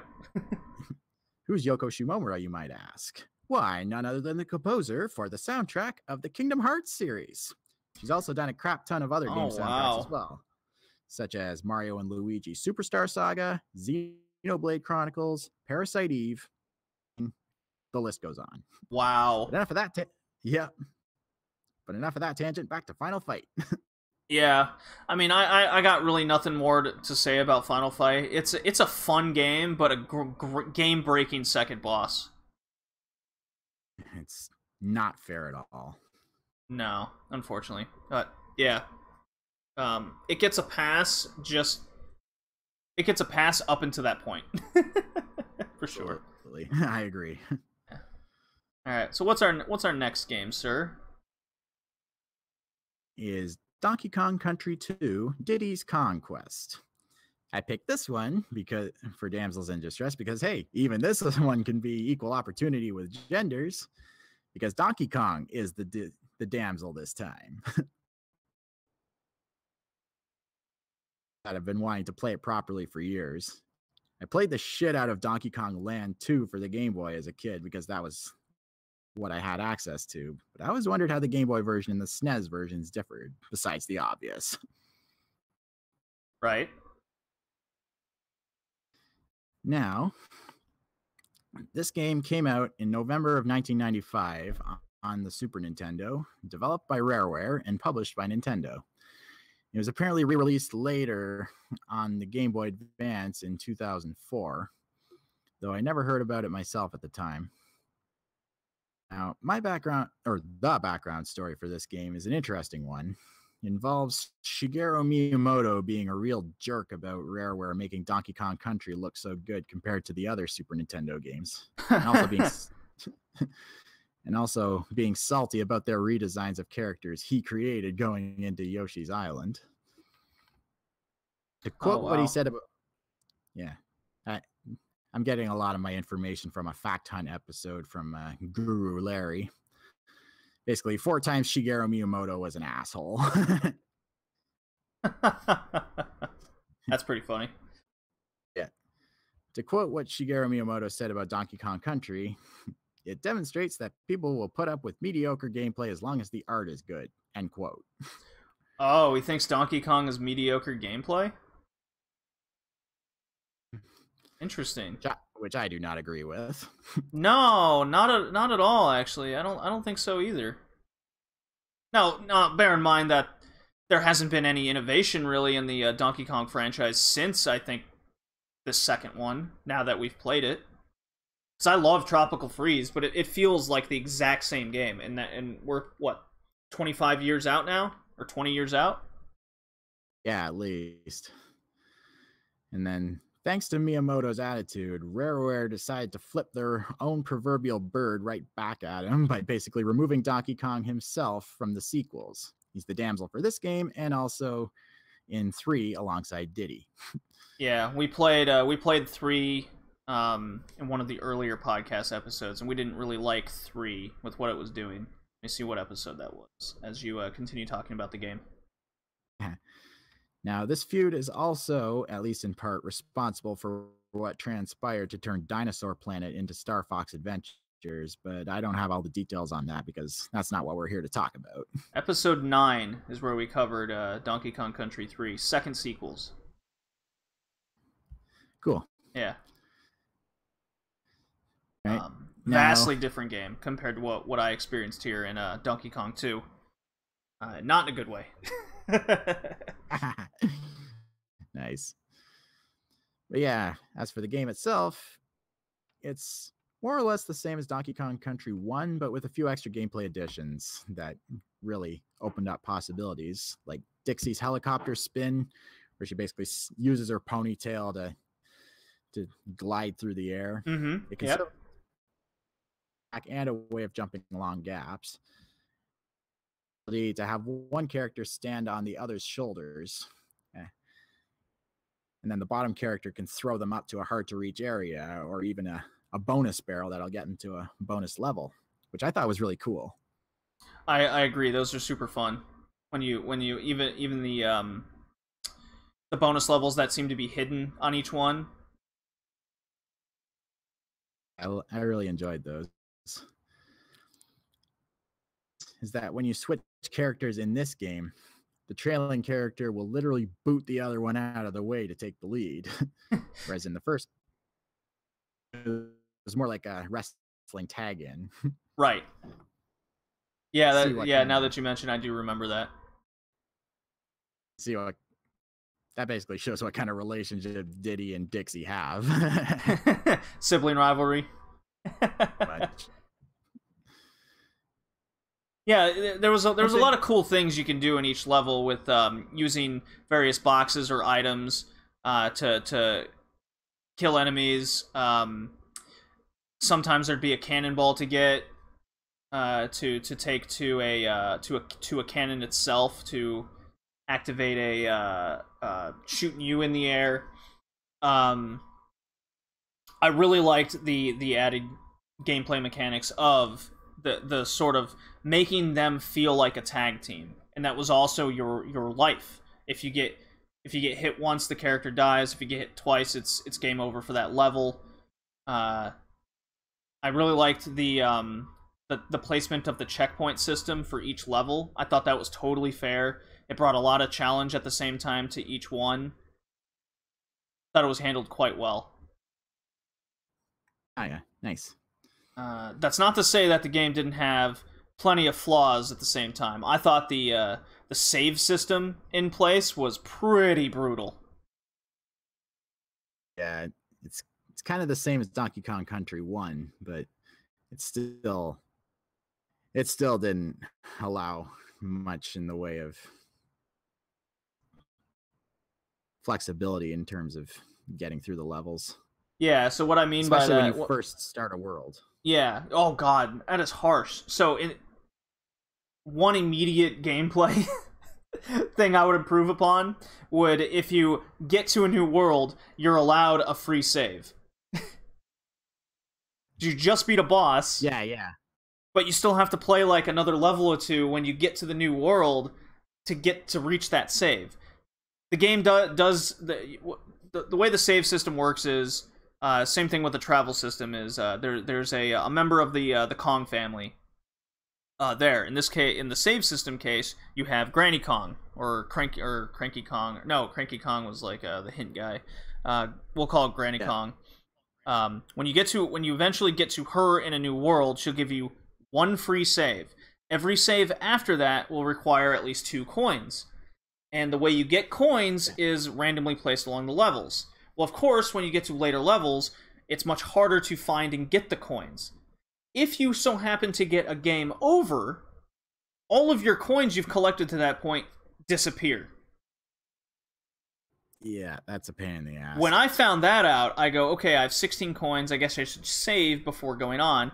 All my coins disappeared. I went, son of a bitch, are you kidding me with that? Ridiculous. Very tough. I found getting to the first 2 worlds were fairly easy, fairly forgiving. Huge spike in difficulty getting to level 4 or world 3. Yeah, I noticed that. I had like 30 lives by that point because the game seemed a little overly generous with them. But up to that point, but then world, I was down to like 4. Yeah. I experience the other thing is, in order to go back to other worlds, you go to I forget his name, but he runs like the airport, so to say, and you need 2 coins. Funky Kong, yeah. You need 2 coins for him to take you to a past world. And then you can't, you have to do that every time. So if you need to, say, farm lives or farm even coins for that matter, you need at least 2 to go back to that original world and farm. Because I got stuck on at the end of World 3 and the beginning of World 4. Because I found myself having like 3 or 4 lives and just game over. I go, well, I clearly need to farm lives now, right? Well, couldn't do that because I couldn't get any coins because I kept dying on the levels. So brutal. So I'm like, so then I think, okay, well, when I eventually do save, I'll save into a different slot to make it easier to myself in case I need to kind of backtrack and farm that way, and then I can save over the new one. Nope, you can only save in that one slot. Jeez. Not the most surprising thing being a retro game at all, but man, very unforgiving for sure. The game, I also found that it doesn't teach you the mechanics. It makes you earn the mechanics through coins as well. So the coins is a heavy currency system to also teach you the game. So it took me, I think, almost all the way through the first world to even find out that you can kind of use this wild tag team maneuver as putting Diddy or Dixie on the character's shoulders and throwing them. You can also collect KONG, the little tokens throughout the levels, to get an extra life. The game is fantastic. It plays really smooth. Didn't find any real issues with the gameplay itself. It was just pretty brutal at times. Yeah, Nintendo hard. It really was Nintendo hard. Did you experience any level that made you rage in particular, sir? Squawk's shaft was pretty. At the part where you have to hang off the parrot and then flap around, avoid the vultures and such. Did you know that each animal has its own special attack using the Y button? Yeah, that's the other thing. I really like the new animals that you can ride in the game. I mean, Rambi the rhino and On Guard the swordfish make a comeback, but there's some new ones too, like Rattly the rattlesnake. He basically coils into a spring and can jump really high, and he can kill zingers by jumping on them, which is really handy. Squitter the spider, who can shoot webs and create temporary platforms in midair, which is really useful. I could not figure out how that worked. I could not figure out how that spider platform thing worked, and I thought when they did work, I thought it was random. They disappeared like almost immediately. You had to be way too super fast. Well, I liked how he wore sneakers on all of his feet. Funny. I didn't notice that. I really liked how ambitious the level designs were in this game compared to the first one, because the first one, as much as I adore the first Donkey Kong Country game, levels felt a bit samey in the end. It was the worlds that felt different, and then as you go through the worlds, those levels sort of repeated themselves. You had Minecart World and what have you. I never got that feeling in this one. Every world had its theme, but every level still felt different and required something different out of you. Like the underwater anglerfish seizure level definitely stands out. Very good idea where you're in the dark and you use the anglerfish to kind of light your way for you, but every time you press left or right, the flash would whip to the other side and you're like, oh god. In the first game with the parrot that had the spotlight, every time you turn around, flash. It's like, yeah, very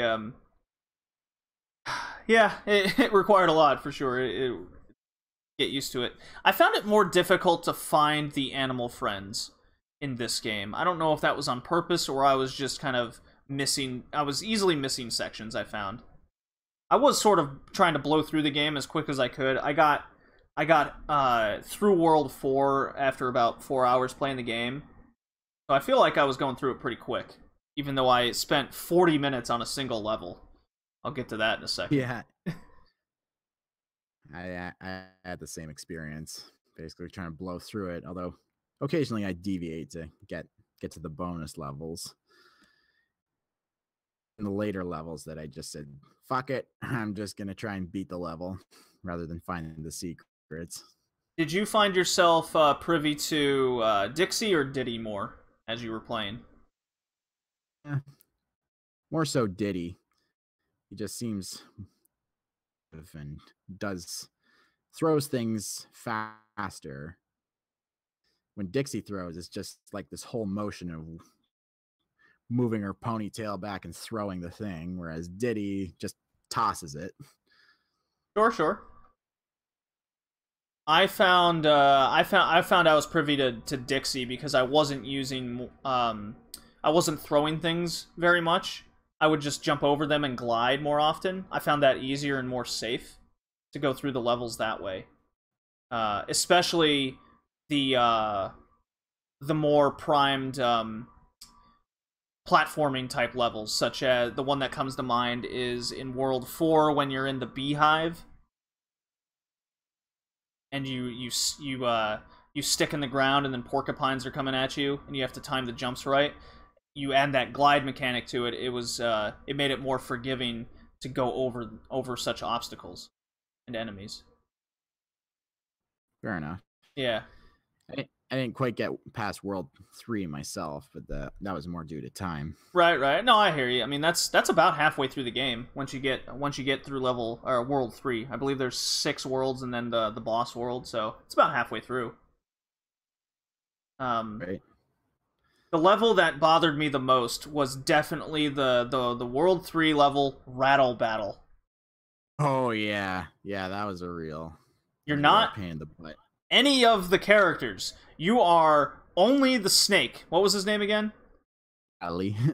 Yeah, that snake sucks. Because I began the level, I'm like, oh my god, I get to be the snake. He's got a goofy smile. I had a big smile on my face. Great, I'm excited. Boy, was I naive. That smile immediately went away because I don't know whether the game was like broken with being the snake because the jumping mechanic felt off. The platforming clearly wasn't made for the snake. It was made for Diddy and Dixie and those sprites, not made for the snake, because I was constantly either jumping off things or falling off platforms when I think I would be jumping on it. He would jump off the screen, so I had to kind of guess where he's going to land.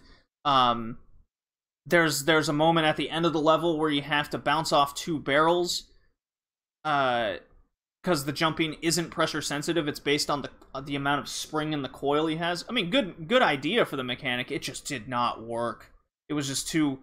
The game demanded you to jump too fast sometimes, and not based on height or anything or pressure sensitive.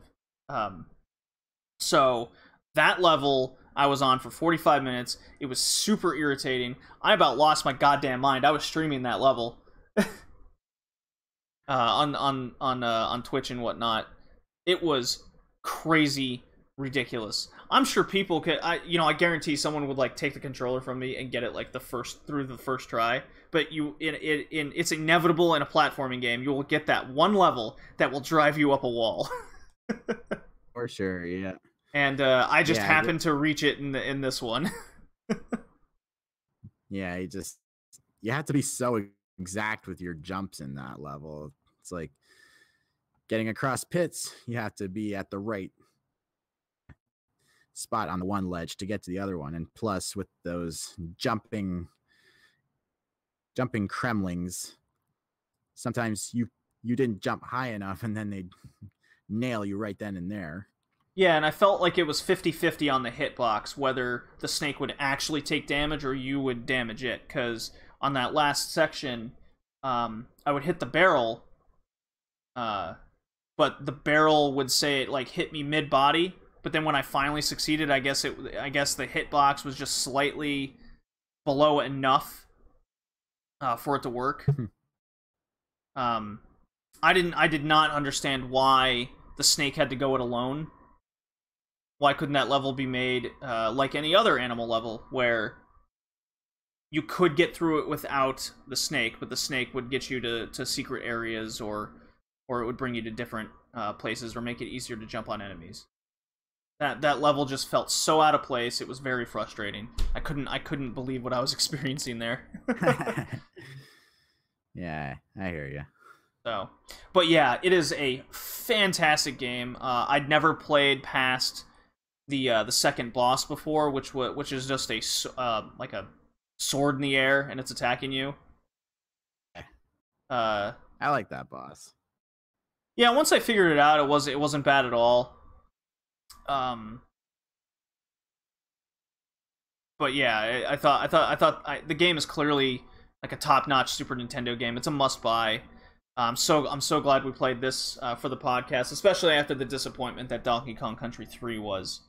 It definitely got my love for Donkey Kong back, and I hope we get a new mainstream Donkey Kong game for the Switch, not just the port of Tropical Freeze down the line at some point. I'd like to see that. Yeah. Well, alrighty. The next game is one of my picks. Okay. And that is... Oh, Donkey Kong Country 2 gets a pass immediately. Me too. From me too. Very enthusiastic pass. Very enthusiastic, yeah, for sure. So, my next one is a Sega Master System Genesis game called Ghouls and Ghosts from Capcom. Similar thing, girl gets kidnapped. I almost don't think we even need to go into into the backstory of it. Girl gets kidnapped, you gotta go save her. Ghouls and Ghosts, if you're not familiar, it's a side-scrolling platforming slash weapon shoot 'em up, you might say. Like that, yeah. Kinda. You have 2 hits. The first hit will knock the armor off of your main character. Knight, you're Sir Arthur here. You're a knight. It'll knock all the armor off, and he'll just be in his boxer briefs. Really funny. And there's a goofy run animation, and you go left to right, like any other side-scrolling action game. And when you reach the end of the level, you'll fight a boss, move on to the next one, and progression of the levels getting more and more hard as you go on. And this is regarded as one of the hardest franchises of all time, more hard than Contra or Mario or what have you. This does have some brutal difficulty. So the first game was it Ghosts and Ghouls or Ghosts and Goblins on the Ghosts and Goblins, yeah. Ghosts and Goblins on the NES, and that's regarded as just balls hard. It was also on the Commodore 64, which is the version I played growing up. Oh wow! Never could first level on that one. Yeah, so going into this, I thought, okay, my goal was to get through level 1 because I thought it was going to be that hard going in. It does have a multiplayer option, so you can like switch between the 2 people, because there's 2 modes. There's what they call practice mode and then professional mode. And there's really no difference between the 2 other than more shit comes at you in professional mode. It's the exact same game other than that. It's still left to right, 2-hit system. You get 3 lives until a game over. The cool thing is, if you press continue at game over, if you reach a midpoint in the level, you'll start right there. If you get to the boss and die, you'll start right there as well in either mode. So it's the port of the arcade mode is definitely very forgiving in that sense. It really takes a lot of that sort of challenge out of it, because then the game over, it kind of clicks with you. It's like, oh, it's not that big a deal then. You just get set back a little bit. There's 6 levels. I got past level 3, and then so it's very similar to Donkey Kong 2, where I played half the game and sort of got the gist of it. And I was able to beat level 1 and 2 with 1 credit clear. Level 3 kicked the shit out of me, because for some reason as I was playing, I totally forgot that you can shoot up with the character. If you have a weapon that can do that, and then there's certain weapons you can get in chests, such as or pots of characters. You can have you have throwing knives, you have throwing axes, you have a blue flame attack, and I believe there's a couple more. There's a sword, I think, if I remember. Yeah, that's not a ranged one though. It's no. probably the only melee weapon. Yeah. Do not recommend that one at all. It does protect you more, but enemies get a little bit too close to you, and with a 2-hit kill system, you don't want to do that. its gameplay actually kind of reminds me of Mega Man, except being able to shoot up. Yeah. I mean, it is Capcom, so that totally makes sense. I adore this game. You know, I'd never found the NES game all that good because of how brutally difficult it was. As soon as they added this this checkpoint infinite continue system in, I love this game. I really didn't want to put this down. The goofy running animation, all the sprites going on. The jumping mechanic is very finicky. It's very floaty, non-controllable, but that's definitely on purpose to get you to die and to get you to fall through certain platforms, such as level 2, where you have to go across a bridge and random points of the bridge will just fall out underneath, and they're definitely specifically placed where they are, so you jump and fall directly into the sand pit below. I'm not sure why there was a 3-minute timer on each level. I guess they just kept that in from the arcade mode to keep people from kind of standing around and taking their time, to make it a little bit more difficult. How did you feel about Ghosts and Goblins here? Or Ghouls and Ghosts, I'm sorry. Ghouls and Ghosts. Played it. Probably not to the same extent you did, but I still had a fun time with it. I mean, like you said, goofy running animation, that's basically a hallmark of the series. Yeah. And I had the same trouble with the suspension bridge platforming section in the second level. It's just no way to tell where any of the parts collapse and cause you to fall unless you've already memorized them. Yeah. What I liked about the game was just the black spooky backgrounds. It's like it a legit spooky atmosphere, so that makes it a really good game to play and on Halloween. It's a good October game for sure. And you get to play as a literal knight in shining armor, so there's another aspect of the damsel in distress trope. Yeah, I mean, each level felt unique to it. I like how be it you whenever you died or complete a level, it basically showed you the rest of the stage and what's ahead of you. So, you know, for example, level 4 is going to be this like lava stage, and you have to go through the pits of hell, you might say, until finally saving the princess from the devil. I believe that's how the story goes. Doesn't really tell you much.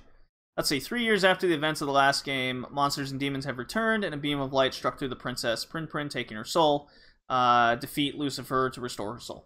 There you go. Sounds about right. Go left or right, beat the game. Yeah. I thought I got a real kick out of the magician enemy in this game, where he will.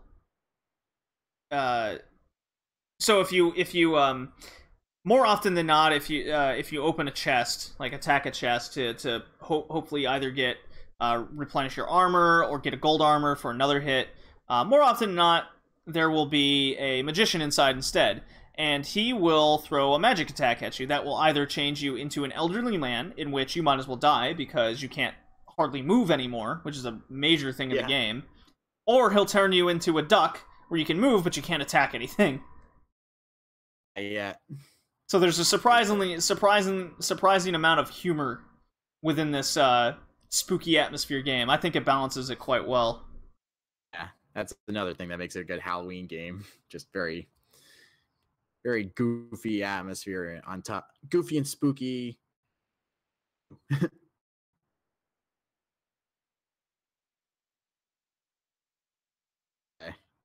Yeah. I cheated and watched the ending of a playthrough on YouTube, and oh boy, is the ending text translated badly. Ooh, what does it say? Is it just like the first one?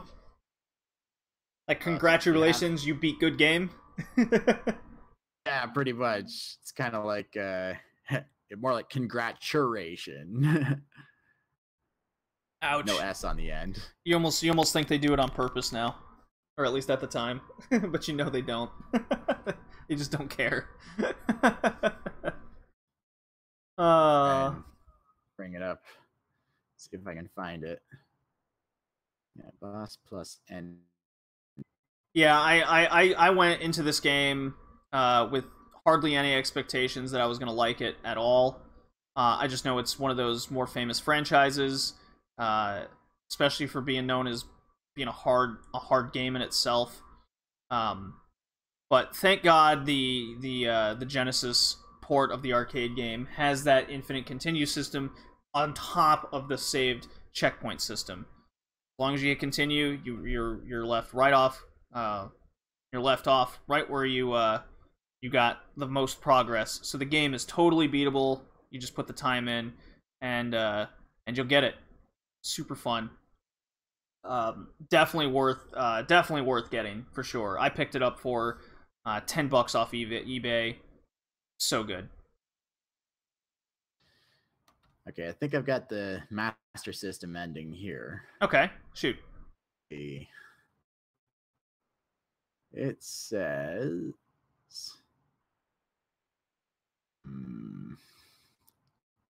That's just slowly scrolling up like the Star Wars opening. Right.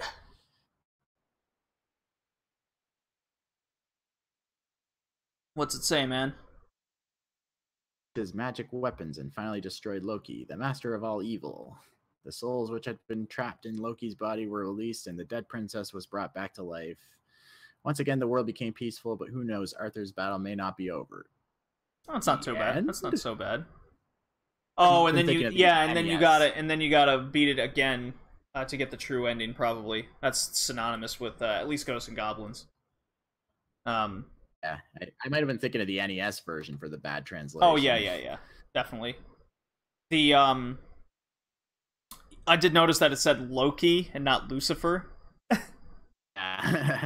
When did this turn into God of War? Right? When did I thought it was the devil and hell and stuff, not Norse mythology. So yeah, I definitely Ghouls and Ghosts gets a definite pass from me. I was very pleasantly surprised with it. It's I think it's a must-have for the Sega Genesis.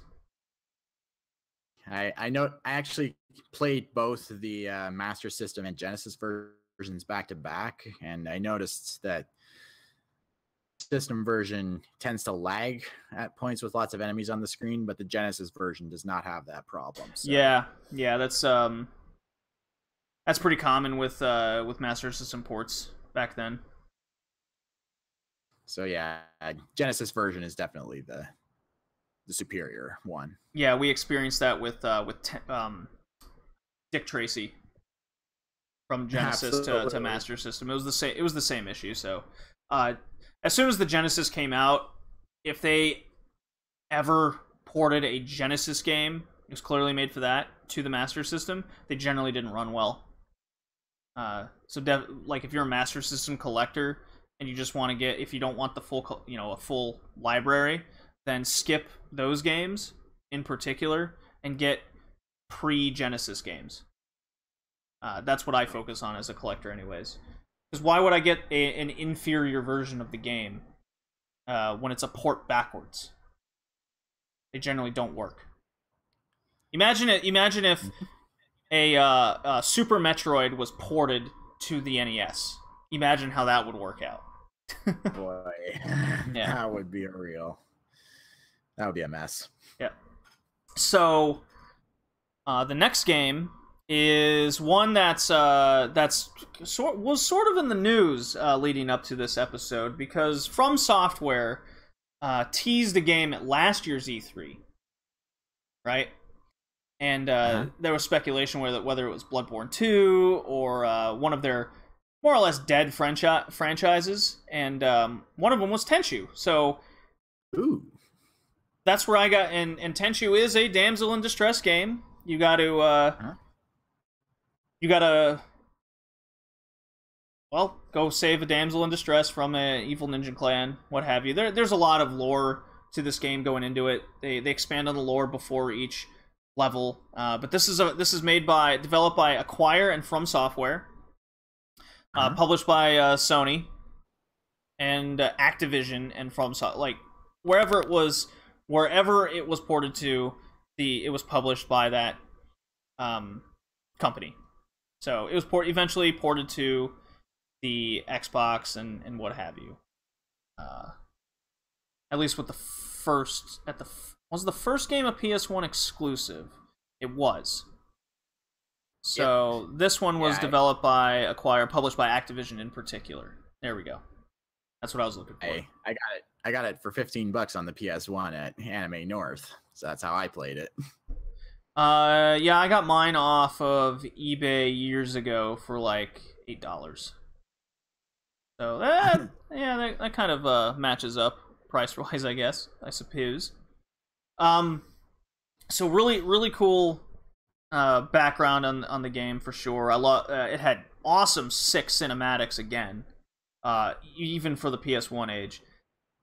There was so much put in this game. I was very surprised going into it. It's been so long since I played any Tenchu game at all. I hated the PS3 Tenchu game that came out. Essentially, that one killed the franchise. Tenchu Z, I believe that's what it was called. Wow, that sucks. Going back to the original, it came out in 1998. And before I make this comment, when did the very first Tomb Raider game come out? 96, I think. I bring up that game in particular. Yeah, 1996. I bring up that game in particular because the way this first Tenchu game is played reminded me so much of how the first Tomb Raider game was played, but without camera control. So we've covered the first Tomb Raider game on the podcast before, and one of the more aggravating things about an early 3D game is the use of camera. And at least in Tomb Raider, you could flip the camera using the R1 and L1. However, in Tenchu, those controls are taken up by be it weapons, switching between them, or what have you. There was no sort of pause the menu to switch your weapon. You went with L2, R2. L1 R1 will do another thing. Triangle will it'll get you into first person view to use a grappling hook to scale buildings and whatnot. So that they utilize, for the time, before the analog stick was a thing, they used every button on the controller, which I thought was very interesting. Yeah. Cool. The levels are much bigger than you would ever think. They're huge. They're huge maps. Yeah. Each level is incredibly different from another, including the mission that you need to do. That's not to say that there aren't a lot of flaws with this. Yeah, it was. I don't know if you found one, but I didn't see a save feature in my game. Really so it actually has an auto save feature. You save before you start the game. You make sure you save a file. The game doesn't tell you that. Then you activate auto save, which will save at the completion of each mission. There's about 10 missions in the game. Yeah, you go into options, and then there's those the save options there. So it does exist. It's just you got to kind of work around it. Early PS1, what can you do? It is early PS1. You got to kind of go back in time. You got to put your mind back in time to what people were capable of, what the developers were going through. 3D was a very new thing, and this game pulls off so many things right, such as the fighting mechanics are all there with whether your enemy has a spear, has a katana, shooting arrows. Each enemy feels unique in their attacks, and whether you're one of the two characters you can choose from, Rikimaru or Ayame, they each have their own little nuances to them, as one would imagine. Yeah, as Rikimaru uses a single katana, whereas Ayame uses 2 wakizashis. Like tiny knives in both hands. basically. But she, like, Rikimaru's got a stronger attack, but he's slower. Ayami has a weaker attack, but she can combo things much better. And if you push back while facing off with an enemy, you can actually block their attacks. Which is very nice. It's a very nice feature. If that was out of it, it'd be game breaking, because you can. The game emphasizes stealth. It's in the title, Tenchu Stealth Assassins. I looked at this. I looked at this in 3 ways. Because when you press select, it shows the map, a full map of the level, and kind of the scroll. You don't know where to go on the map at all. You got to try to figure it out. So your first time playing through a level, you figure it out. You go, okay. Figure out what to do. You might die a couple times. Forget the stealth, essentially, because you don't know where the enemies are. There's no radar or anything. You play it a second time. Okay, now you know where to go. Go through it a little bit better. You play it a third time. Now you can really utilize the stealth mechanics. You hold down R1 to go into stealth mode, and that'll either put you up against a wall, and you can kind of shimmy the character sometimes, if it decides to work, to look around a corner. Because the idea is to not get caught, because an enemy will then like blow a whistle or what have you and notify other enemies in the area. Level 2 comes to mind immediately, because all you have to do is go from the beginning of the level all the way to the right to the end of the level to deliver a message to a certain castle at the end. What makes that level hard is just getting there, because there's a ton of enemies. The whole idea behind that is to try and take them out stealthily to get to the other end, because you get points whether you kill enemies, kill them stealthily, don't get spotted, etc. Really cool mechanics when they worked. The idea in gameplay is all there, but I found myself, you must go through it a couple times to get the full experience of the game, because of just the limitations of the time and just testing things out. Clearly that's what From Acquire/From Software was doing. Sounds about right. Yeah. Well, how did you feel about the game? Controls took a lot of getting used to, I found. You can't really back up very quickly either. And you have basically the same level of vision as in a Silent Hill game. Right. But instead of fog, it's darkness. I like the idea, though, that the darkness shadowed the rest of the world. That way, when you get closer to things, the levels can load. It never felt jarring or detrimental to me. I found it made it hard to scout out the area, especially finding where the enemies are, because I got caught so many times. Oh yeah, like enemy placement memorization was definitely key to knowing the level. Luckily, I thought the levels, like, even though they looked really samey, the way the map system worked is you could still understand where you were on the level and what everything looks like based on that. It was detailed enough to tell me. And then you can kind of in your head memorize where the enemies are. And I did like the 3D hookshot grappling hook mechanic. Keep in mind, this came out in February of 1998, before Zelda Ocarina of Time came out, which was in November of 1998. Yeah. So I thought that was interesting. Yeah, the grappling hook worked pretty well in this game. It didn't feel awkward at all. No, it really felt natural with the character. If you were awkwardly throwing your grappling hook onto something and your character would go into it, it made sense. You go onto a level, the character would grab onto a ledge properly. The jumping, I found myself short jumping a lot of the times. You jump with the X button. That definitely could have used some tweaking for sure. Just extend the jump a little bit more. But I guess they were trying to bring a sort of realism to how far people can jump. Oh yeah. I feel that's what they were going for with that. I'm not totally sure. But my complaints aside, this game does do a decent job of making you feel like an actual ninja. I mean, you get to use the regular weapons like shuriken, kunai, caltrops, which are basically little spike things you drop on the ground to injure your pursuer's feet, and smoke bombs to just disorient your enemies and get out of there.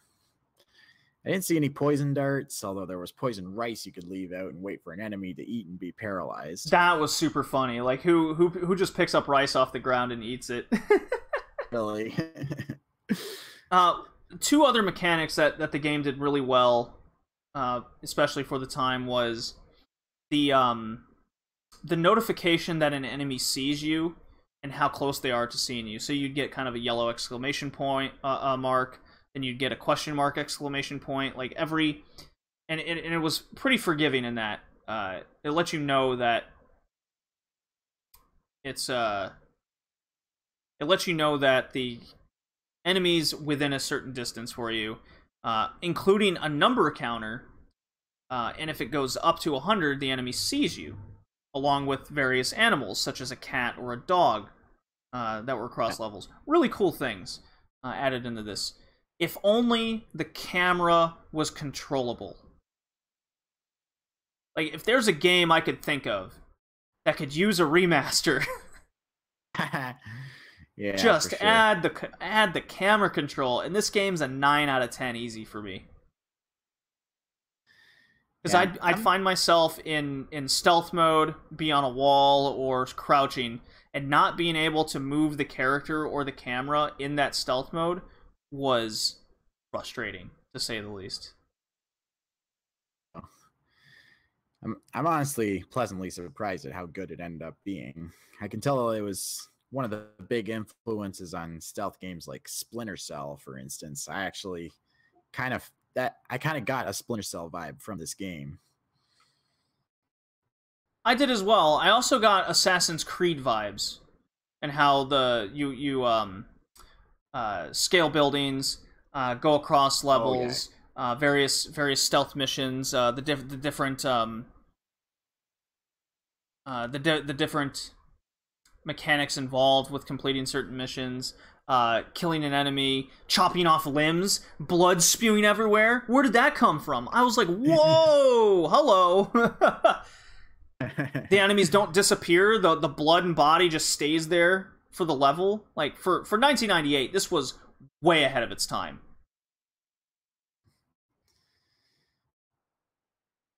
I have, like, as much as this game was hindered by certain mechanics of the time and certain camera controls, this game was fantastic. It gets a pass from me. It definitely gets a pass. Very surprising. I was not expecting much. Yeah, just remake it with camera controls. This game's almost perfect. Yeah. Although, isn't the title Stealth Assassins kind of redundant? I mean, don't most assassins still kill? I don't know, stealth? man. I play Assassin's Creed, and the definition of stealth doesn't come to mind. Hitman emphasizes stealth. Yeah, that's true. That's true. All right, sir. So the next game. So Kevin couldn't be here. He had to work. Very, very sad. Very sad to hear that. But I'll go the first game, and you can go. No, why don't you do this one, Colin? We got 2 more games left. All right. Our 5th game is Adventure Island for the Nintendo Entertainment System, or the PC Engine, depending. Depending, right? It's a very straightforward deal. Basically, your girlfriend's been kidnapped on a caveman-ish island, and you gotta go left or right to rescue her. And didn't really look up the background of this game before the podcast. So it's developed and published by Hudson Soft, hence the PC Engine background. And in future ports, it's an adaptation of the very first Wonder Boy arcade game. So that's where, like, the Wonder Boy series kind of crosses over with this, with its goofy sprite designs and left to right gameplay, with more or less a colorful yet yet plain background. And it plays very much the same way, where it's side-scrolling left to right. You get various... You have a... I don't want to call it a boomerang attack. You throw some shit at it. I can't remember. But anyways... you unlock certain riding mechanics, such as a skateboard, and when you get on the skateboard, it's always in motion, so that gives it a little bit of a difficulty, even though the whole objective is to complete a stage quicker, because you have 11 pegs of health, and as you progress through each stage, your health depletes unless you pick up fruit and whatnot on the way, and that will replace pegs. Of course, also hitting enemies will take away pegs of life, and if you fall down a pit, very much like most platformers, you will instant die.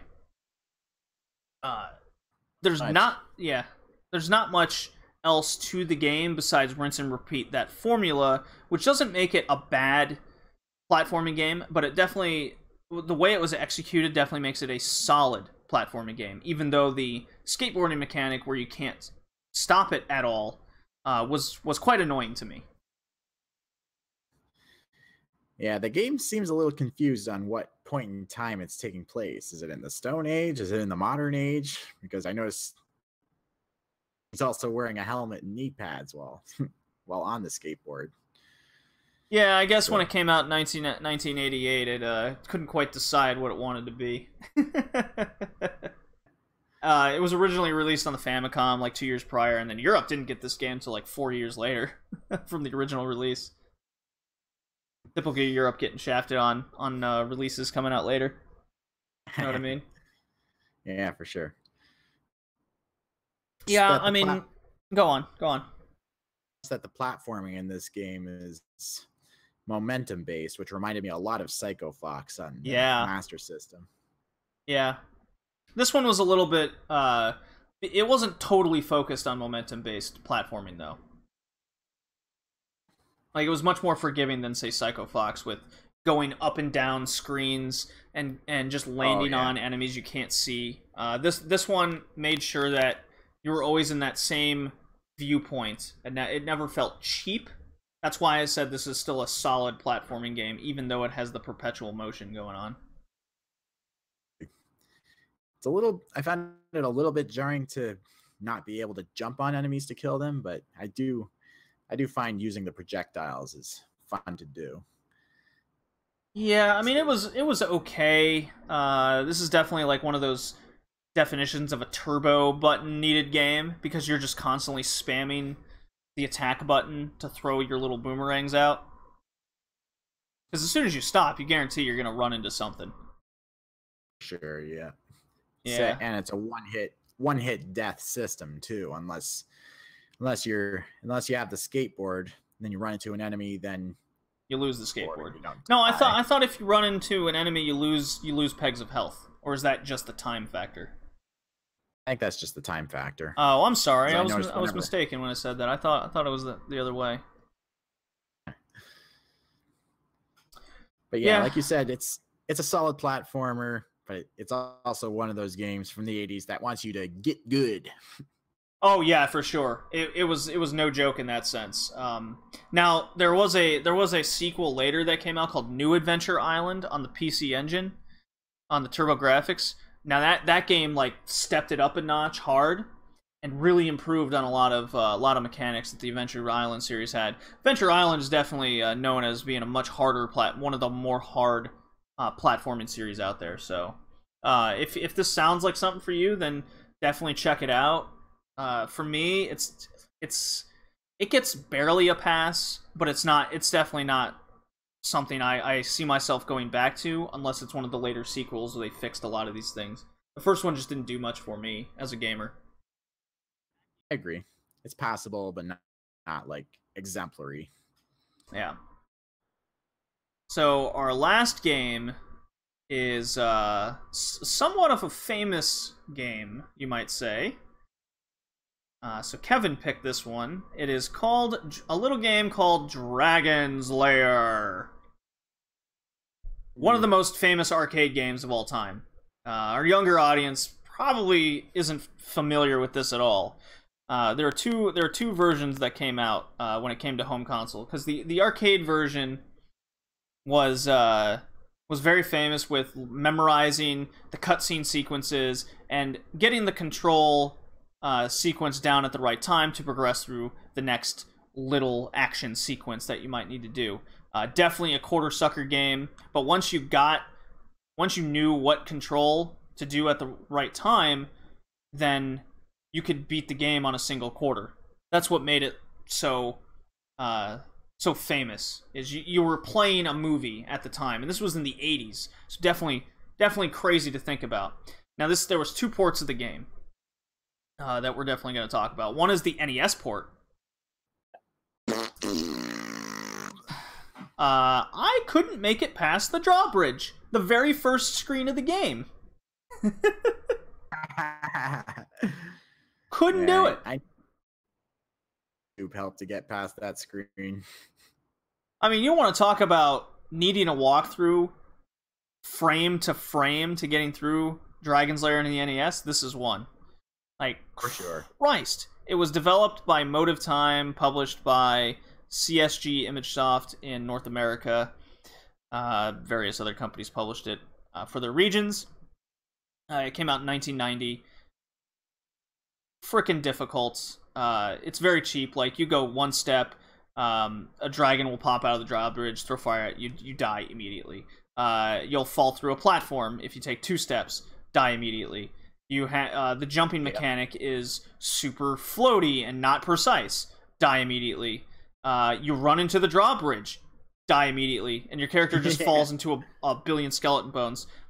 You have to somehow get a key, and that'll open the drawbridge, and then go back, but it has to be quick enough. I don't know. It's a mess.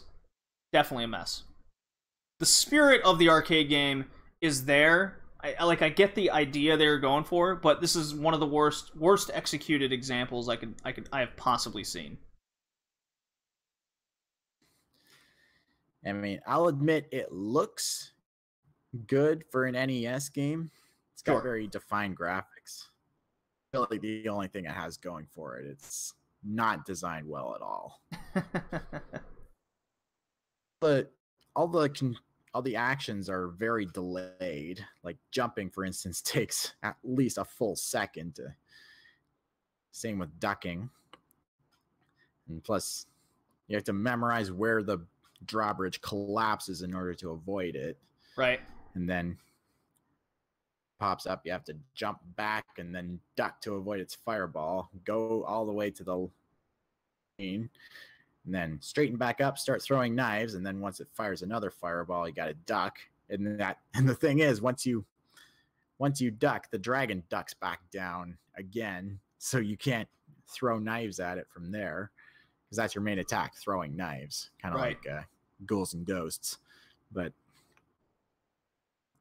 back up, throw 3 knives, duck the fireball, throw 3 knives again until finally the dragon dies, and then the door will open and you can go to the next stage. But it's such an exercise in frustration. Yeah, I don't recommend the NES game. Now, what I do recommend is Dragon's Lair on the 3DO. A very faithful port of the original arcade game. And live stream of it. You watched me lose my freaking mind? A little bit. I didn't really have time to watch the whole thing. I got about halfway through the game. Another example of me only getting 50% through a game. So you get 5 lives per section, right? Per level, as the game likes to say.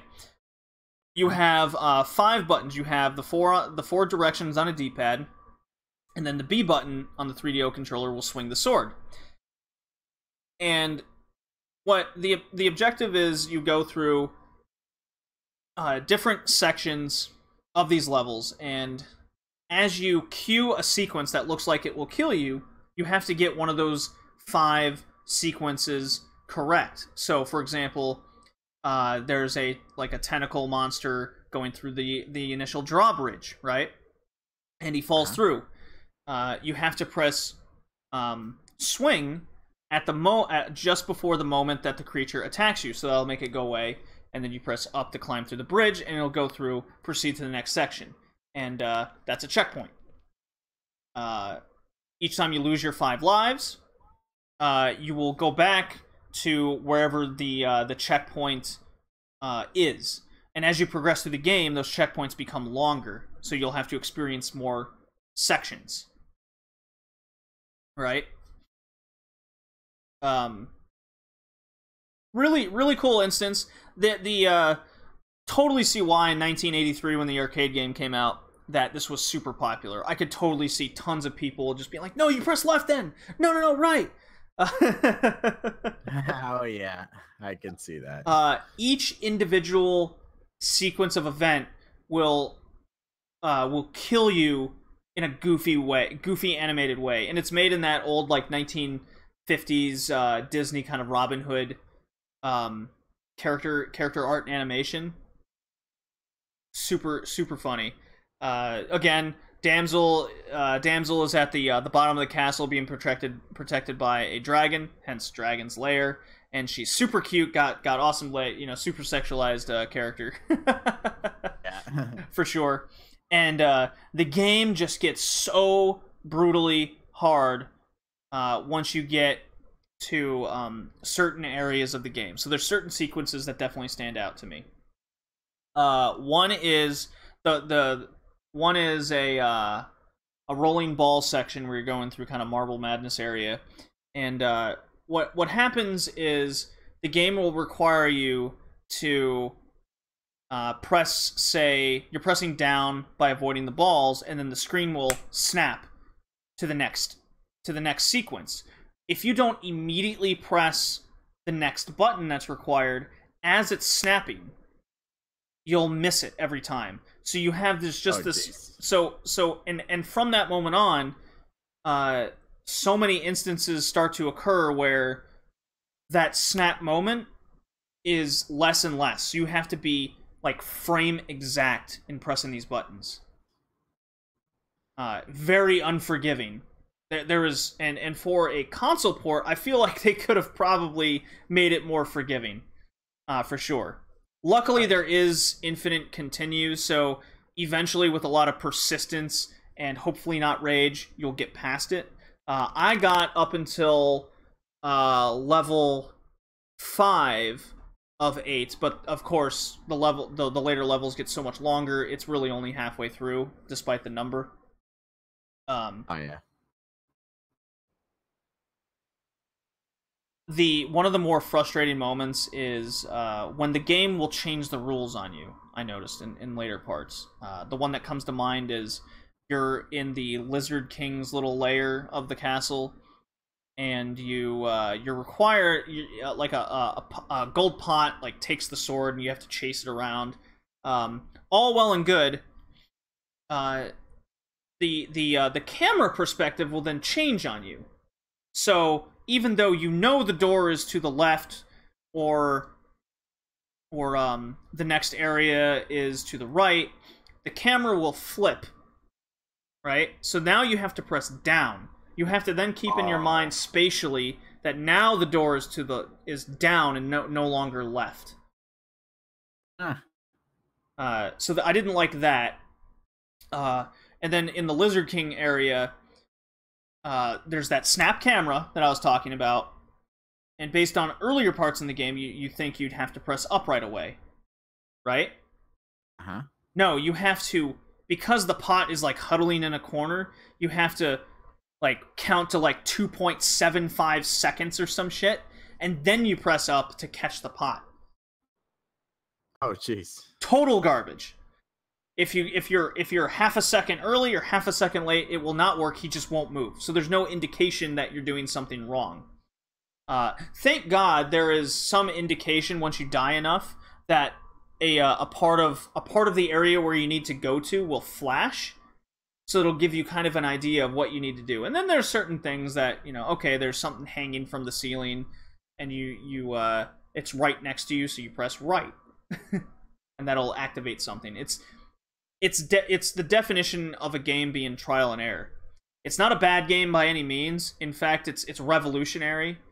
But it is very, very frustrating and very, very picky on the timing of the controls for the type of game it is. There's another 3DO game that's just like this called Space Ace, and I definitely want it because it's made in very much the same way. But yeah, totally see why this game was so revolutionary in the 80s, and this is a very faithful port of it. If you have a 3DO, this is a must buy. I should note that since this is basically a hand-drawn animation QuickTime event game, the animation was directed by Don Bluth.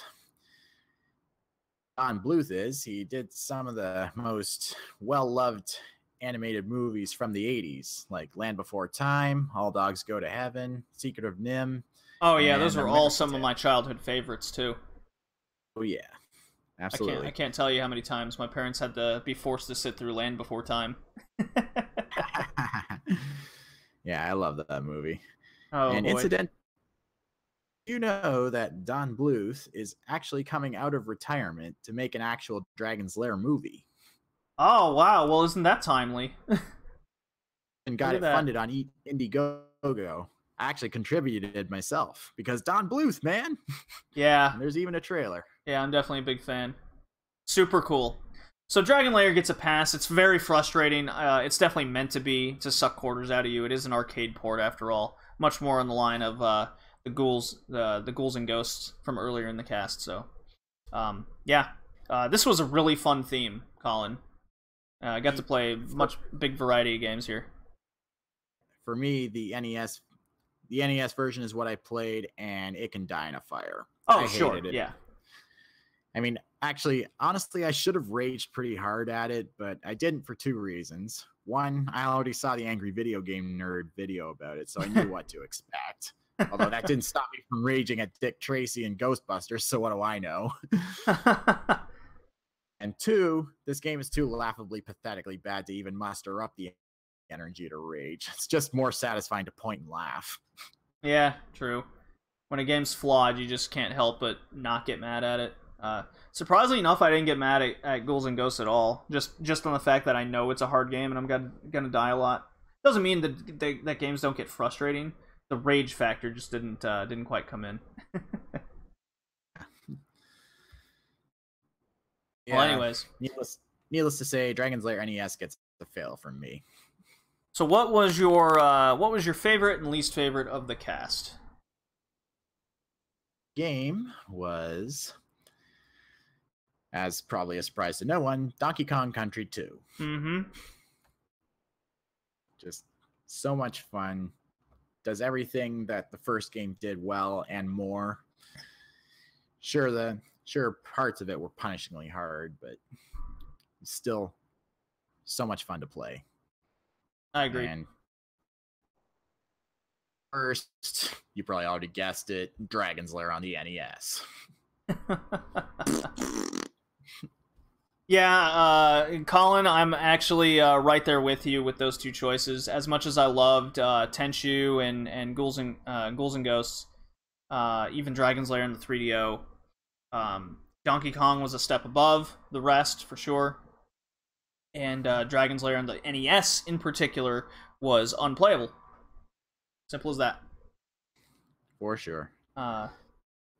Yeah, this was a super fun episode today, Colin. Thank you for joining me. Thank you for being here as usual. Last question: who was the damsel you wanted to rescue the most? It was definitely the Dragon's Lair one, just based on persistence and how hot I knew she was. I have to agree.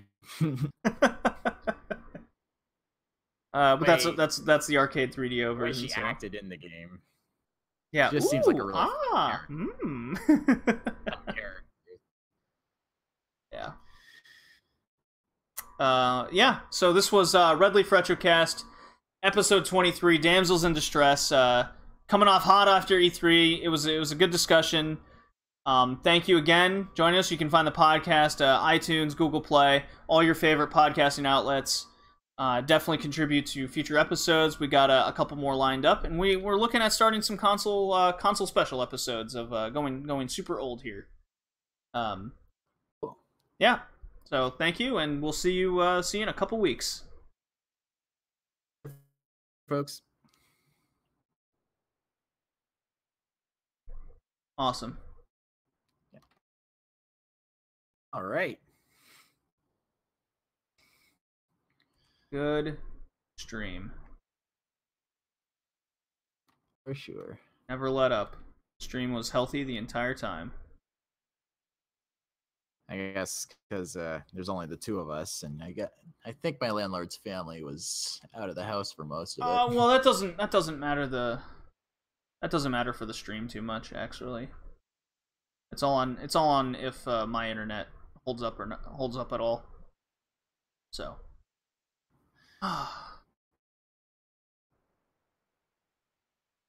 But yeah, great episode.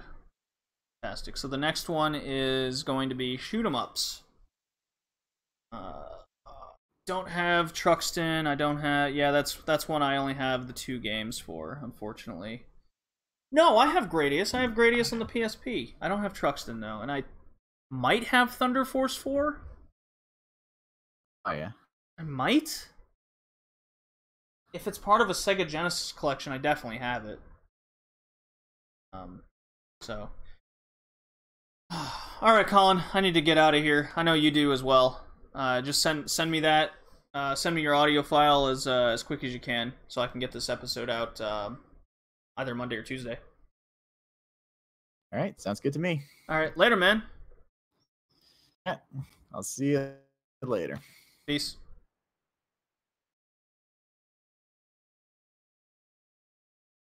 All right, let's end this sucker.